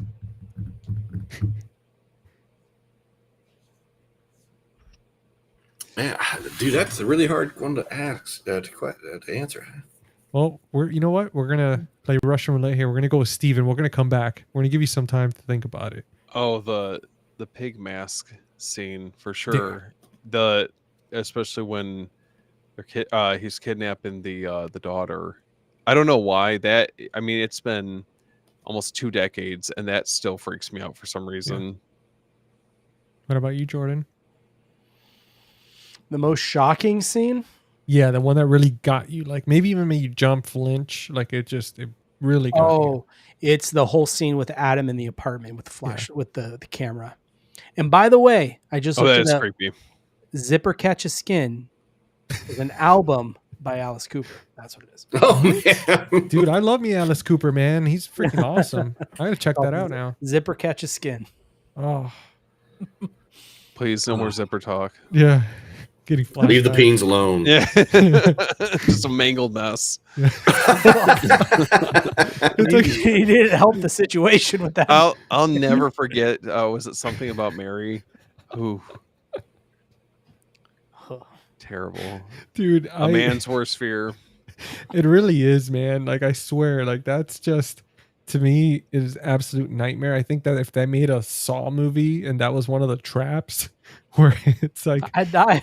if you move, you get caught in the zipper or something. Like, oh man, Or I'll like take my was leg that off. movie Teeth, where the girl's got the teeth Dude, in her hoo-ha and the yeah. Oh, God. I still haven't seen that movie. So No, oh, so good, man. You got to Dude. check it out. it sounds like it. Yeah, it's good. It's a good time. It's called. Yes. She was diagnosed with what was it, vagina dentata or something? Something like that. That's what they called it in the movie. Like, I don't know. Every time someone talks about the movie, I think of it was a Shudder movie or an anthology, and it was the boy covered in teeth. Oh, that's from Channel Zero. That's the one you're thinking about. Yep. Channel Zero. And there's that scene where he slowly eats the person's finger or hand. Dude, that's such a good show. I I love love that. that. That scene of the teeth boy, to this Yeah. day, that's probably the worst thing I've ever seen. Yeah. No, hands down, man. That's creepy as hell. Now, Jonathan, you're not escaping this trap. Which one's the scariest? Which one's the most shocking moment for you? There's a lot of just surprises and stuff. It was hard to for anything to really be shocking, any other than just the part where Jigsaw gets off the floor and he's not actually a dead body. That's like the most shocking part of it all for me. Everything else was just like tough, suspenseful, hard, brutal. Yeah. Less so than shocking. I know for me the one that made me jump was for sure what Jordan was talking about in the in his Adam's apartment, where that pig mask thing just jumps at you. I had to put that right in the beginning of the trailer because when he's doing that with the flashes, it freaked me out, man. It's like the movie Shudder. I don't know if you guys seen that horror movie where the dude from the Mighty Ducks is in it. And I know, and this is the American remake, but he's like in Japan or something. And there's a scene. Yeah. He's like taking pictures in the flashes and stuff, and eventually he sees like the ghost of the girl, or whatever. But it This is reminded me of that one. The original right here. Isn't there like a horror video game like that? Oh, you're thinking of Stay Alive? You're probably thinking of that one, which is like a whole. Oh no, wait, hold on. There's a thing where you have a camera and you take pictures of stuff, and it's like there's ghosts Fatal in it. Frame. Ah, there That's you the Fatal one. Frame. That's what it Okay, I was. thought you were talking about oh shoot, what's that game? Red Barrel Picture or Productions did it. Damn it. If anybody knows in the comments, let us I'm looking know. it up right now. I got it. Outlast. That's what I was. Outlast, yeah, that's a good. That one's creepy as hell. That's what that reminded me of, that scene in the freaking apartment, like something like that. Mm-hmm. But now, guys, we're gonna pick only one, right? Adam or Dr. Gordon? Who did you root for more? Oh, Gordon. Absolutely. Gordon. Gordon all day, man. Yeah. After you find out that Adam's been a little shitbag sneaking around taking pictures of him, even though Gordon's on some butthole shit of his own. Yeah, Gordon all day, man. Adam can suck it. That's right. Screw you, Adam, if you're listening. Oh wait, you didn't make it. Damn. What about you, Steven? Probably Dr. Gordon. I mean, There he you at go. least, I don't know if any of the characters that we're following, I mean, who's like the least scummy, but I mean, at least he had like a compelling situation with his family and Yeah. kind of kept you at least engaged. You cared about him a little bit more. Adam's like, you freaking scuzzy bastard. Yeah, he kind of sucks. Now, better villain, Jigsaw or Amanda? Jigsaw. Oh, Jigsaw. Jigsaw. Man.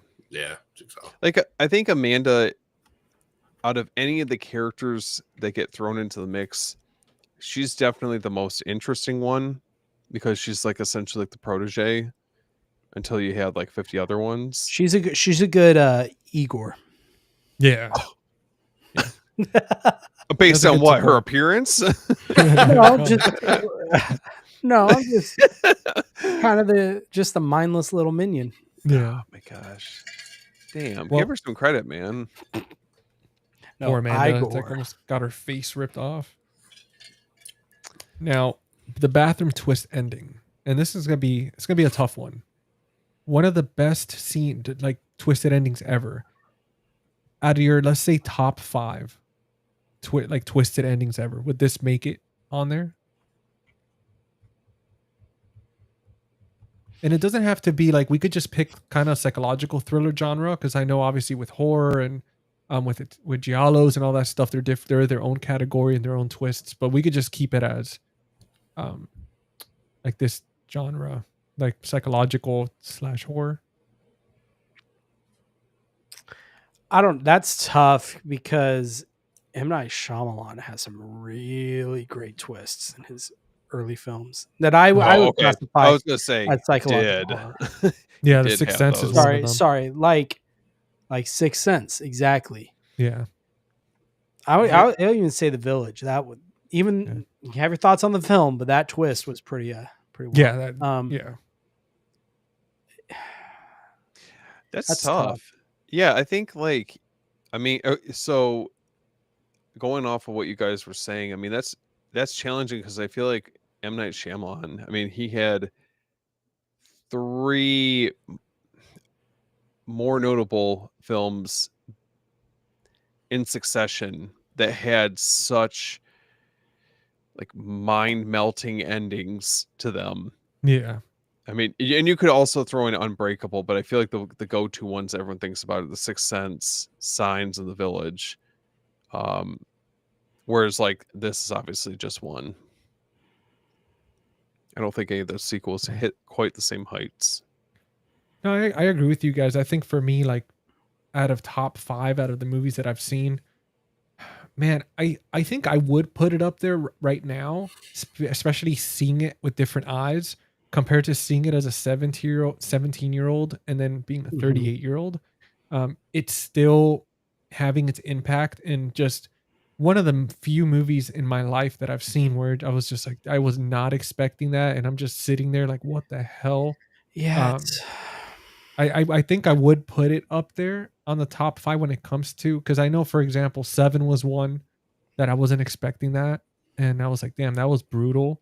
But yeah. I think this one lands there for sure. I don't know, because you also have like, and I could consider this a form of psychological horror. Yeah. It's like Rosemary's Baby. Yeah. That ending, it's just, what in the world? Well, what if we narrow it to early 2000s, like 2000, 2010? So what you're saying is let's narrow it down to 2004. So that's the crazy thing. It's like I can't really bring to mind all the movies I've seen that have had good twists to them. You guys mentioned ones that I remember, but like Yeah. it's been so long since I've seen a lot of these movies. So I mean, it's the really other- hard to think on it. Jordan, you would like this one. The Others. Oh, That's that's another- another great one. Yeah, that Yeah. twist is good. I mean, early 2000s. Yeah, I could give it to Saw. Okay. I think so. And now, That's tough. yeah, it's a hard one, man. It really is, because I mean, it's like and it doesn't even have to be like it's just throwing it in top 5. But I mean, it's hard, man. There's so many twisted endings. That's why I thought it would be a hard question to ask, because I was curious if you like who would be like, oh yeah, I'll throw it in there, or who's gonna be like, shit. There's a lot. I mean, So- there's definitely like during that time. I mean, I'm sure you guys can recall. There's a lot of films that have those twist endings to them. I Yeah. mean, Fight Club was only a couple Yeah. years removed from the first Saw. 7, Mhm. Memento. Having just Oh, the yeah, strange Memento. strange narrative to it. Well, Um, I looked it up on IMDb, and there's a list horror thriller films with a good twist, and number 1 is Saw, according Oh, to them. Now I don't know how much stock I put into that, but it's in there. They put it above The Sixth Sense. I don't know about that. I would think Sixth Dude, Sense that's probably would have crazy. ranked like first best twist yeah. for me. Because you get so emotionally invested in the characters, and then to find out at the end, oh, dude's actually dead and he's a ghost the kid's talking to. Like that blew my mind more than anything. Than I think the twist at the end of Saw, even though that was super amazing. yeah. Mhm. Yeah. And Well- the twists for M. Night Shyamalan movies, I didn't really care about the twists in those. Wasn't really blown away by any of those. Well, let me ask you guys this one: would Saw work without the gore and just being a mystery? like as a psychological thriller. The first one, I Yeah. think, would. Yeah. Yeah, kind of just like the first one. If they kept that recipe throughout the other 9, like, do you feel like that it would have made it that far and people would have still been intrigued, or do you feel like because of the gore amping it up with each movie, it kept people sucked in to see how twisted it was going to get? Well, that's just kind of what people wanted as it kept going Yeah. along. I mean, if they, that's tough because the narrative definitely shifted as the films went along to how gory can we make this? Yeah. Um, Because there's going to be a lot of critics out there and be like, "Oh, that wasn't as crazy as that one, as this one, or this one, or this one." So you always got to try and aim higher and higher and higher to satisfy that need to satisfy people's want for gore. Yeah. So it's cool the way they did it, but they would have had to continue going on trying to top it with each iteration that comes out in order to maintain people's attention. Otherwise, it's just the same played out thing, and people get really bored and they just won't pay attention to it anymore. mhm. I wonder if they would have kept the same type of traps, but it would have not showed as much. Like if it would have made a difference, because like the pit with the needles, right? Like if they could have done it where she falls in, but they don't really show her in there, so you kind of leave it to the imagination of like, Jesus, man, like all the needles and everything, and compared to just showing her in there and all that stuff. Because I always think about stuff like that, man. Because I mean, for me, I've always been less is more. Like I've always enjoyed that with film. I love letting my imagination go wild. I think it's hard though as those films go on because how can you keep this a psychological thriller story when you already know That's true. Yeah. who it is? So there's really no other psychological story you can really tell based on that same character because you already know them. Yeah. No, it's true. It's You true. already know them. You know what I mean? So it's kind of hard. So they had For great sure. traps in this one, but then it makes me think about like all the different trap rooms that they had in Cube. Oh How yeah. messed up that was. Cube I is still one, have not seen that movie. dude. Oh, I am, dude. I am Oh. dying to do an Yeah? episode on that one. Like Jordan, dude, watch it, man. I'm You're gonna telling you, make me need to buy it. dude, it's so I good. think there's I'll like find you. three Cube films now, and then there's like a Who- Japanese version as Who well. has it? Yeah. Who has it out right now? Who's putting it out? I think it's only Blu-ray, and I got mine on Amazon. I think for like $12 or something. Because didn't not Amazon, TerraVision have a Cube movie or something? I thought. That I don't think that's the original. Yeah. Oh, No, that's okay. that's a Japanese one, I think.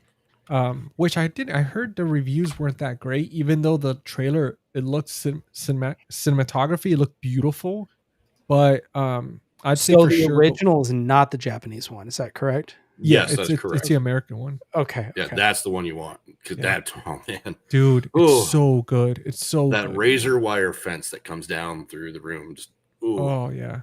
That's one that we could definitely like, dude, if you like Saw and you like the intricacy of the traps and everything, I mean, the cube is you're gonna be right there. You're gonna be the whole time wondering like what to do, like what would you do, and like freaking sweating, and you're just like, Jesus Christ, just make the right choice. But it's highly And recommended. there's so many man. people that get involved in that one, and everything gets really, really tense. There's so much tension, and oh my gosh. Yeah, dude.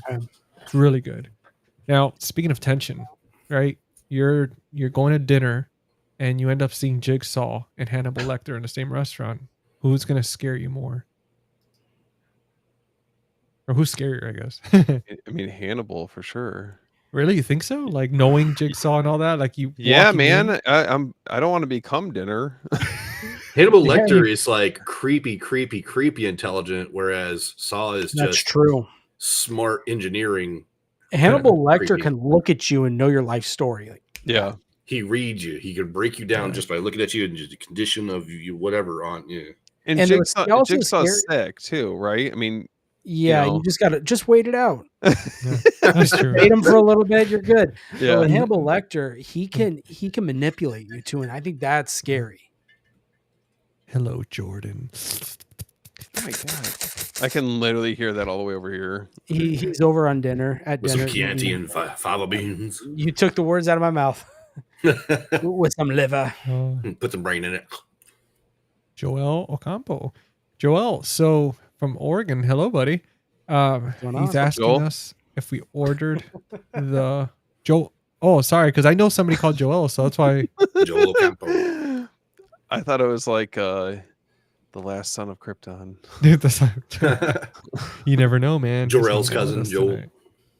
But he's asking if the imprint Halloween, if we ordered it. So I know I didn't order it, but if you're interested, the movie room has it 10% off. Movie Den 10 for save $40. And I think that they should still have them. Yeah. Let's see. There are currently 26 left in stock. So Hot damn, get you one. And if you miss out for any reason, Valoria Video, I believe they might have it as well. So check them out. Oh, that was perfect with the arrow. I like that. yeah, I'm telling you that I'm having a hard time not getting it. I'll be honest. This is Jordan's saw trap of his own. It Whether really he gets Dude. To Make the spend or right not to choice, man. spend. I swear. Well, speaking of spending, we got Poppin' Fresh here. What's up, buddy? First of all, Poppin' is. fresh. And what's up, buddy? dude, He's back. thank you for the super chat. Jordan, there that the $20 are gonna go towards the Halloween, man. There you go. Poppin' Fresh is making it easier for you. Dude, he likes When Evil Lurks. Oh, Hell that's yeah. a great movie. And he you've never finally seen Saw. He finally saw As Above, So Below, dude. Yes. That's GC's movie right there. Poppin' Fresh, dude. So if you go to my channel, I do have a podcast episode talking about As Above, So Below. So if you want to hear a bunch of crazy theories and deep dives, dude, check that out. Especially you just saw it, you're gonna love it, man. I'm telling you. But Evil Lurks, masterpiece. Haven't seen Love Saw. that Dude, movie. Saw, check it out, man. I'm glad that if you just tuned in just now, I'm glad that you came in where you just came in because dude, you have to check it out. We spoiled it throughout the episode. So glad you came in right here because man. I do wish you were here earlier because I gave away the digital code for it. Oh, Damn, that's he true. missed out. Well, You could've had rewind for it free. and it might still be available. I don't know. But Well, Jordan, put it up again I'm just in case. thinking Anthony took it because he commented on their pause. So I'm assuming he took it. We'll see. Yeah. And if you actually, you know I'll what, ask him man? later and be like, dude, Here, take it. just in case. Yeah, hold on. Let me pop that up there for Poppin' Fresh. Just in case. There you go, buddy. I hope it's still available for you. I really do. Yeah, man. Good. Poppin' Fresh is gonna be so happy if that And- works. And I'll dude, and you know what? One of the reasons we were doing this episode, we were talking about that earlier. It's because the 4K Steelbook is coming out. All right. So if it's an Amazon exclusive, you can check it out there. But if not, Ugh. once again, you have 10% off Valora Video based on movies 10 or the movie room, movie den 10. So either way, man, you're getting savings. You're Sure. saving 10%. giving back to the physical media community. You know, just Hell here, yeah. That's awesome. doing what we can.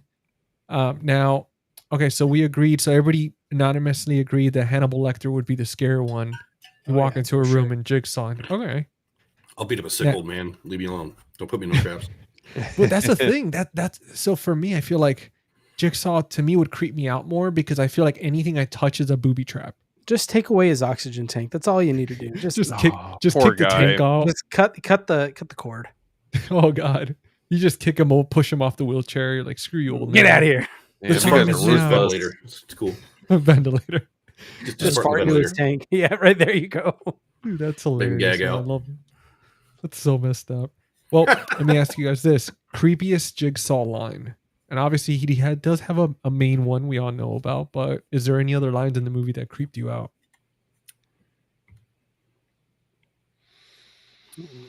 I'm gonna pick "Game Over" when he slams the door and he says "Game Over." That creeped me out. That is good. But I think I love he's so articulate.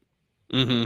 And I'm thinking right now of when he's talking to the guy in the razor wire maze when he talks about how about you cut yourself and are you Razor willing blades. to basically go through this to survive because you wanted to end it. Well, here's your chance to basically face that same thing and go through it. And just the way he articulates it, and Yeah. it's very Oh, scary. yeah. But that game over at the very end, that hits hard. It's very Dude, effective. Texas Chainsaw style when he slams. It was in I think the 2000 not the 2006, not the remake, but it was the 2000 Three one? and the original. Yeah, when he slams the door, when he pulls the guy in, it reminded me of like when I saw that recently we did that episode, I thought about Saw. I was like, dude, yeah. Yeah. that I'm impact. sure if you ask James Wan, he's like, yeah, that's what I was trying to do. I wonder, yeah. I mean, dude, hearing that metal and just like you don't even see his face, you just see his back with the way the lighting and everything. But Dude, that's what I love, the silhouette with the smoke and the green, Yeah. and you just hear the screaming at the end. It's Poor guy. They did amazing with the green and blue tint that they did for this movie. I mean, the aesthetic, the grittiness, the frantic editing. I mean, James Wan knew what the hell he was talking about, man. Like he crushed it. Yeah, there's some scenes that are really beautiful. well, who was the DP for this movie? The score was Charlie Clouser's. It was David Armstrong. Well, David Armstrong is brilliant. Yeah, absolutely. And he did it for the first 6 films. Okay. So that, I mean, I definitely think that helps the movies kind of keep that similar tone. No, yeah, man. I mean, and that's when you notice it too. When you have certain people not in it anymore, in charge of like the DP and the score and all that stuff, you definitely see that tone change in the films. They go from being very like mystery, like what's going to happen next, to just like a gore fest.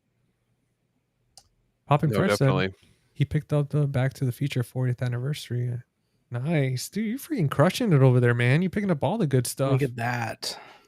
I wish I had a code to give out for Amazon. Unfortunately, not. I used to have an associate link or something like that, but then they took it away because they're like, "Oh, you suck. You don't have enough people buying stuff." Yeah, that's what happened to me. really. It sucks, man. They're like, it's like, come on, man. I'm helping you guys. Like, how am I costing you money? Yeah. Right? So what? You get a sale once every 5 years from me? Like, what the hell? But Something's better than nothing. there we go. That's right, man. Now, final question from the rapid fire round. Overrated, underrated, or just the right type of horror in horror history, at least early 2000s. There's nothing Just- underrated about it. I mean, Yeah, I think it was no. perfect No. for what it was. Exactly. Especially Just- being a one of a kind and kind of the start of a big kickoff of a new level for the genre. Mhm. Yep. What do you guys feel? I mean, obviously I feel like every 10 years horror just gets elevated. And I know for this year in particular, we've had like this, I mean, man, like they're just popping horror movies out left and right. I mean, I feel like comedy is really just taking a back seat completely. Yeah, big Uh, time. But what do you guys feel what would somebody out there, what director, if somebody was watching or something, would have to do to really elevate it to the next level, to take horror to the next level? Well, I think Damien Leone is kind of doing it. as if you don't, I mean, there are people who don't like Art the Clown and Terrifier, and I completely get it, but I think what he's doing is it's definitely it's caught on. Yeah. And I can't, and Zach Krager too, I think is another one you can't not sleep on him either. Yeah. But I think as far as kind of changing the genre, because as much as I love Zach Krager, he is still in that vein of elevated horror that's Yeah. very popular right now. Damien Leone has almost brought back the slasher genre. The grindhouse feel. Yeah, Film, it's too. kind of dirtiness bringing of that it. back. Bring out some And good you're- dirty grindhouse films. I'm for And you're that. getting that again with like In a Violent Nature, Oh, so good. stuff Yeah. like that. So I think if I were to look into my crystal ball, I would see that that's probably where we're going to start seeing the next is going to be more of the slasher and the grindhousey type stuff. I could be completely wrong, but Yeah. I don't know. Elevated horror is still going really strong right now, especially in like more of the Academy type stuff are really liking it for some reason right now. Yeah. I think no, they just need to start branching out into new ideas of like different categories of topics to explore for horror. Because like you had like with body horror with The Substance, Mhm. that kind of set a whole new standard there, that was phenomenal For film. sure. That's a good And now point. you've got what's upcoming with what Marlon Wayans, what's the sports kind of Him. horror. Yeah, him. Mhm. They're taking different avenues with it that you wouldn't traditionally see with that kind of genre, and I think it's very innovative that they're diving into these different kind of aspects of culture and making something awesome and new for horror out of it. I would like to see more of that. And Can I it takes a while, but it comes Can around I eventually. just say, yeah, that I'm personally, I think the whole idea of trauma horror is kind of ran its course. Yeah. Every single movie that seems to be coming out is about trauma, Yeah. and it's almost to where you are feeling bad for the villain because of some trauma they've got going on. I want to go back to where we've got a villain that is a villain for villain's sake, and we just don't like him. I don't want to feel sorry for a villain. I want that villain to eat shit and die. There you go. Bone Collector style, like movies like that, where it's just there's a bad guy, there's no reason behind his madness. He's just messed up in the head, and he's coming after us. And like this one's actually good. Oh, dude, The that's, Rental. that's I'm a not good familiar one. with that one. Neither am I. I haven't seen it. We'll If put that I'm on the not list. Yeah, that one I saw, and no pun intended, but so damn good. Like I remember seeing The Rental, and I've really enjoyed it. Let me make sure. Well, Rent- Dan Stevens is in it. I really like him. So Yeah, he's solid. Yeah, I remember seeing this one. This one was freaking awesome, man. It's so creepy too because it's like Dave Franco did this. yeah, Interesting. Okay. Okay. it's cool, man, to see him kind of coming into his own. Especially, you wouldn't expect him going into the horror genre. I know I didn't. Like, I did not expect that turn for him to be directing these movies. There Dave seems Franco? to be Yeah. a connection between comedy and horror, and like you've got with Jordan Peele, and now with Dave Franco. You can even argue. We just talked about him. Why can't I think of his name? That John, you had said you wanted to do a series on him, comedic. actor. Oh, Danny Danny McBride. McBride. You know what I mean? So there seems to be some type of connection there that I'd like to explore sometime. No, absolutely, man. I mean, it's. I don't even know where to begin with that. Don't get me Wherever you want. worked up. No, it's. I mean, I think too that comedy and horror go hand in hand, just because. I mean, I'm like sometimes you have the dark comedy, right, and then you have.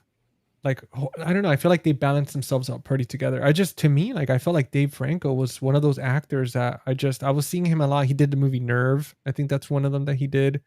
And just seeing the stuff that he was doing, I did not expect that such a harsh transition. Because one thing is starring in a horror movie, but then like actually directing it, like Together, for example, like, so you see him doing stuff. It's like seeing not Dave Franco. Well, what the hell's the other brother's name?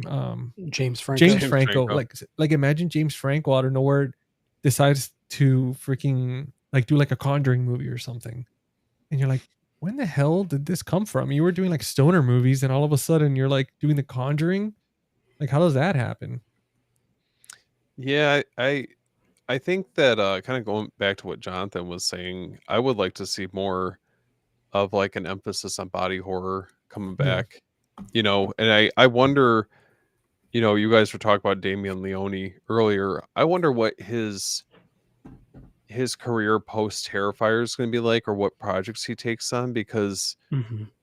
I'm at this point, like, I love the Terrifier movies, but I'm kind of excited to see what he does after that. Yeah. You Yeah. know, it's gotten and don't get me wrong, like I'm always welcoming for the fact we get a fourth one, but it's kind of like, okay, how much more story do we have to tell from Yeah. this? No, yeah, it's true, Yeah. man. I mean, it like I don't want him to end up being one of those directors where it's like that's it, that's all he contributed. I mean, with Zach Eggers, like you had Barbarian, and then he does Weapons, and one thing that he has going for him, which is like besides the storytelling and everything, is just the cinematography. I mean, the way he moves the camera, the creativity. I mean, and forever, whoever hasn't seen Weapons, not to, I don't think it's a spoiler or anything. But there's certain scene with kids and stuff, and obviously them running around and whatnot. But the way the camera moves with them, it's just, man, like I've like some like his two movies, man. He does some stuff that I've never seen before, and it's just incredible. And him doing Resident Evil, branching out to that. So I can only imagine what Leone's going to do next after Terrifier. I mean, to start off with something so hardcore like the Terrifier movies, like, well, how do you top that? You know, I mean, that was his opus. You know, He's gonna do like a family friendly movie. imagine Oh, God. just goes. You're gonna give Steven, that's Steven's No. death trap right there. It's like, no, Please, no. You take know the what? foot. Hey, well, Bob Clark did it. Yeah, that's fair. But I know that Damien Leone has talked about doing a Friday the 13th movie down the line. Now, I don't know if they would ever give him the keys to do that or in what capacity, but I think the idea of that has always been very interesting to me. Well, imagine it ends up being like a Rob Zombie Halloween type movie. It ends up being like super gory and violent. Oh, it definitely would be. Yeah, absolutely. I would like to see Splitting some people. amazing horror comedy. That because if I can get some blood, guts, gore, and some laughs, Oh, yeah. that would make me really happy. Dude, hell And- yeah, man. And then when you talk about Terrifier, it makes me think of this one channel on YouTube. J Daddy is a comedian, writes these amazing skits. He does this one. It's titled "You're in a Slasher Movie," and Art the Clown comes in and goes at it, just flips out, and just scared out of his mind. It's so funny, so awesome. Highly recommend people check that one out. That's sick. Dude, Yeah. I actually have, speaking of horror comedy, that now that you brought that spoof up, I'm putting one in the chat for everybody. And this is an old one. This is really old. This is from 10 years ago from Project Greenlight. And it's called Living with Jigsaw by Chris Capel. Oh, I remember that one. Dude, yeah. He's like, it's so damn funny because I thought about it, and he's like, oh, what are you going to do? Are you going to, when he feeds the dog the keys to the car, and he's like, are you going to kill your best friend to get the keys, or are you going to be late to work for the third time this week? Or He does like something with like the toilet paper or something too. Yeah, he puts all the electronics under the toilet, and then he clogs the toilet paper, the toilet with like toilet paper and socks and stuff. And he's like, are you gonna walk across the floor covered in razor blades to save all your electronics? And it's just shaving razor blades all over the floor, but they're not even like sharp and pointing up. You could just walk past them. Dude, you guys got to check that out. I mean, if you want a good laugh, I promise you, like, this is, if you enjoy Saw, you enjoyed this episode, watch that afterwards. It's freaking hilarious. That's like 3 million views. Hell yeah. But guys, besides that, I mean, I think we hit the 2-hour mark here. Yeah, I think, I mean, I don't even know what more is there to dive. I know there's a ton of other Saw movies, but tonight we picked only one. We picked the original.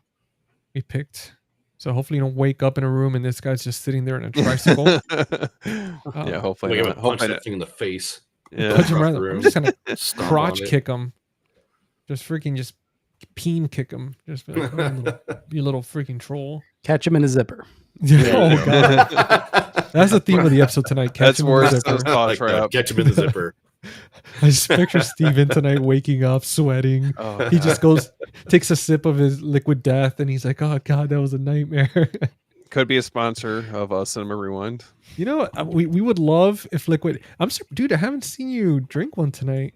I'm surprised, man. Usually He you always cracked tell it me open, about put him in his. that. Yeah, Ooh, man. You don't know what's in the there. cup. That's true. What's I'm in the cup? I little tiny Pellegrino. I bought them at the store, so I was like, you know what? I'm gonna get the little tiny ones, spruce it up a little bit. But guys, we hit it. We hit it to the very end. We survived the death traps. That was a ton of fun. A little painful, but we did it. I lost my You know, foot. Nobody you lost. Nobody lost. No. Someone put it on ice. No skins were caught in zippers. No feet were severely cut off. No faces. Nobody falling in needle pits. But we're gonna go around. Everybody, we'll start with Jonathan, our honored guest. Thank you so much for coming on. Let everybody thanks, man. watching Yeah, what thank you're you for working coming. on, all the good stuff. Yeah, come check us out at the Average Reviews. Check us at the Dread broadcast at the end of every month. Like I said before, Tim's got some awesome books. The Harvest of Briarville, which I'm currently working on recording an audiobook version of this. Hell yeah. Been a little lazy, got 10 chapters done, but we're getting through it. So hopefully within the next couple months or so, we'll have that done and get that put out. And then, of course, Tim's newest book under Timothy James, Like, Comment, Subscribe, or Survive, found footage horror novel. Check that out. You can buy it on Amazon. Definitely get your hands on some of these. I'll make sure to put a link of that book too. Like once we wrap up the episode and stuff, I'll make sure, you know what? Let me drop it in the comments actually. And then guys, make sure to support Tim. Dude, awesomest dude. Go check out the episodes. I've been on every single episode so far of the Dread broadcast. Amazing stuff that he's doing, bringing the community together. And I'm actually excited to get a copy of this book. I'm going to throw it in the comment section here, but I'll probably put it in the description as well. So just in case you don't have to go in digging for it, but let me throw that on here. And yeah, dude, support small businesses, support independent authors. And Joel, thank you for stopping by, man, for hanging out with us. And that's awesome. You got weapons, man. Hell yeah. If you enjoyed it, I actually have a podcast episode on my channel. Just did a deep dive on it. There's a ton of stuff that I talked about it and about the film with my buddy Leigh. So go check that out. And I hope you enjoy it, man. If you missed a few things from the movie, compare some notes, have some fun with that. Now, Jordan, dude, you got a ton of stuff, man. You got it going on. Like, let everybody know all the cool stuff you're doing. Yeah, don't be shy, Jordan. I'm always up to something, up to no good is what it is. But Shameless plug. yeah, you can find me over at the movie den. Almost said the movie room. It's happening. Yeah. You can find me over at the movie den, over on YouTube, Instagram, all that fun stuff, and try to do a video every day and 5 days a week. And once a month, we've been doing this thing called Fear by Year, where we cover a certain year. And right now, the next one's 1980. That's coming up here in a couple of weeks. And we're going to be covering 6 films, horror films, within the year 1980. So be on the lookout for that. And what else? I'm doing a giveaway right now, thanks to AIM Publicity. They went ahead and sent this out. And we have got Second Sight's The Innkeepers right here. Nice. We're doing a giveaway of this copy. And the giveaway is going to happen on September 15th, which is a Monday. So all you have to do is subscribe to my channel, follow me on Instagram, and then just shoot me a message on Instagram, letting me know you want to enter. It's all you have to do. And then the night of the 15th, I'm going to be doing a live stream where I'm going to be announcing the giveaway or announcing the winner. And we're just going to hang out and have fun. But that's my little plug on there.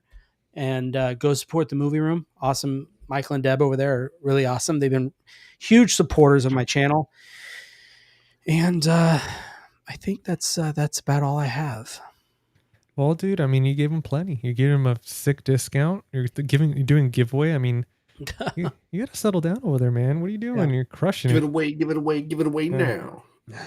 Yeah, guys, make sure, before we get to Steven, I just want to say, love my co-hosts. I met these guys. We've all been on the same journey together. And then Oh, yeah. Jonathan met you a little bit afterwards. And it's just been such a blast hanging out with all of you. Whoever's watching this, either if you're watching it on my channel, Face the Movies, make sure to go subscribe to these guys if you haven't already. Make sure to like all their stuff, comment, keep us, Absolutely. help us survive on here with Oh my survive the God. algorithm. Help us spread the good word of horror. Yeah, that's right. Yes. No, I was going based on Tim's book, like, comment, and survive. So I was like, yeah, like that's the only way we survive the algorithm, with you guys showing up, commenting, Absolutely. subscribing. But Steven, dude, let the good people know what you're working on. Well, you guys can always find me at After Hours Video. And above all else, I'm a co-host on Beyond the Blood podcast. So got some exciting stuff in the works. We have a number of interviews that we have recently knocked out. So very excited about that. Also have our Texas Chainsaw Massacre franchise ranking that's going live tomorrow. And then I've got a number of the After Dark live streams that I've got in the works for the month of September. So keep an eye out for that. Oh yeah, man. Oh, you forgot one more thing, man. You got yourself a giveaway. Oh, yeah. Yes. So I'm so close to hitting this goal of 300 subs. I've got a copy of TerrorVision's Dance or Die on Blu-ray. Once I hit 300 subs, we'll be giving that away to one lucky winner to level up your movie night. So be sure to subscribe, and I'll be announcing that hopefully sooner than later. Guys, go subscribe. Let's get Steven to 300 before the end of the week. Come on, man. I want to try to win that giveaway. But most importantly, you son of a fuck. No, guys, if you go to Steven's channel, he started his own live stream, which is after hours dark. What, After Steven? Dark. After dark. There we You're go. close enough. And I've been a guest twice and I already messed it up. I'm the worst. But 3 times the charm. Yeah, I'm there we like go. that, and that's the last time you'll be on it. Just Oh kidding. my god, no, Just not kidding. again. He's crushing out there. He's doing live streams. He's one of my co-hosts on here for Cinema Rewind. So every week, these guys have been consistent. They've come up, they come in here with us. They've hang out. He's putting in the work. Check out his reels recommendations, the podcast episodes, crushing it with our buddy Chris, bearded film guy. Shout out to him because Pooh Bear was on here earlier, and he was sending some love to us. But yeah, let's get him to 300 before the thanks, weekend, guys. please. No beef cheeks tonight. What happened? I know that. Well, like I mentioned, so I don't know what it is, but I've noticed. Well, I'll show you some beef cheeks, buddy. Oh, there we go. Oh, it's gonna get spicy in here. I'm gonna have to put a man. warning in the description. Some salt, Adults some only. beef cheeks. We got pretty Oh my dark tonight, man. God. Freaking Oh, skin caught in God. zippers. It's getting God. crazy. I gotta go lay down. Lay down afterwards. I just picture you sipping the little thing. You're like, oh yeah, God. Like, beef Marlena, cheeks. you don't know the things that I've heard tonight. The horrors. Yeah. Guys, yeah, we have fun here, man. We have fun. But yeah, I don't know what it is lately. All these Tuesdays, everybody's doing a live stream. For whoever showed up and hung out with us, thank you so Yeah, much. thank you. Man. Thank you. It I was know a there's blast. Yes, thank you. massive channels out there doing these live streams. So the fact that you took the time to come and hang out with us, and we're just here messing around, talking about movies, the stuff we love. Now, last but not least, me, GC. If you enjoyed this series, you enjoy hanging out. If you're watching it on any of my friends' channels, you can come over to my channel as well, Face the Movies, subscribe, check out all the stuff I got working on. If you enjoyed Weapons, like I mentioned earlier, I have a podcast episode for that. As Above, So Below, you name it. I have a few episodes already. I did Event Horizon just last week. Hell And then yeah. tomorrow, I'm actually recording an episode for Disturbing Behavior. So I'm doing a little talk on that. The movie's not that long, but still doing it with my buddy Lee from Cinema Whiplash. So make sure to check him out as well. And the podcast is called Friday Night Fright Night. You can find us on Spotify, Apple Podcast. We have the video versions on my YouTube channel, Face the Movies as well. And yeah, just doing this stuff every week with my friends, hanging out. So come in, hang out, subscribe to everybody, show some love. Now, if you like Ninja Turtles, boy, do I have a giveaway for you. So if you're not aware, Arrow released a box set with all 3 Turtle movies on 4K. And I've partnered with my good friends. Let me pop them up here one more time. I know, guys, I promise this is not going to be advertisement all the time, but save you 10% off. So if the movie room didn't have it with Movie Den 10, Valora Video is probably going to have it 10% off. Face the Movies 10. Now they actually partnered with me for this giveaway. When I get to 500 subscribers on YouTube, I'm going to be announcing a winner live, and you're going to get that box set as soon as it comes out. I think it's early December, unless it comes out sooner for some reason. But if you're announced, I'm going to say it live. I'll probably be hanging out with my friends on here. So we're going to be celebrating, probably having some pizza, just talking turtles. And Pizza.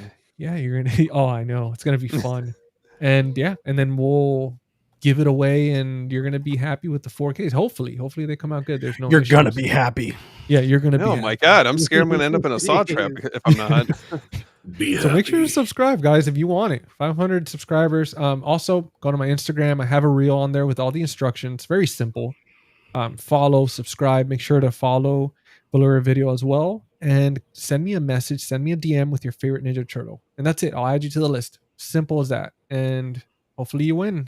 With the odds are forever in your favor. You Do may it. survive. There we go. Do it. But that wraps it up, guys. Episode Lucky 13, nothing went wrong. I mean, we talked about some crazy stuff apart from Saw, but yeah, episode 13, Cinema Rewind. We revisited Saw, the film that launched one of the biggest horror franchises in the early 2000s and gave us one of the most memorable twist endings of all time. I know I'm still recovering from it 21 years later. But big thank you again to my co-host Jordan from the Movie Den and Steven from After Hours Video. Love you guys. Enjoy doing this every week. So much fun. One Always, of my dude. highlights of my week. It's a lot of fun. Yeah, Yep, dude. enjoy it. And of course, Jonathan, dude, finally got to have you on. Guys, go check him out on the Dread Broadcast, Average Reviews. And Jonathan, I didn't put your Memphis. Mephisto Monkey. That's my Mephisto, Instagram. I was saying completely wrong. I didn't put it on there, man, because I didn't know if it was just if you wanted to do the other ones or not. But guys, go check him out there too. Follow him on there as well.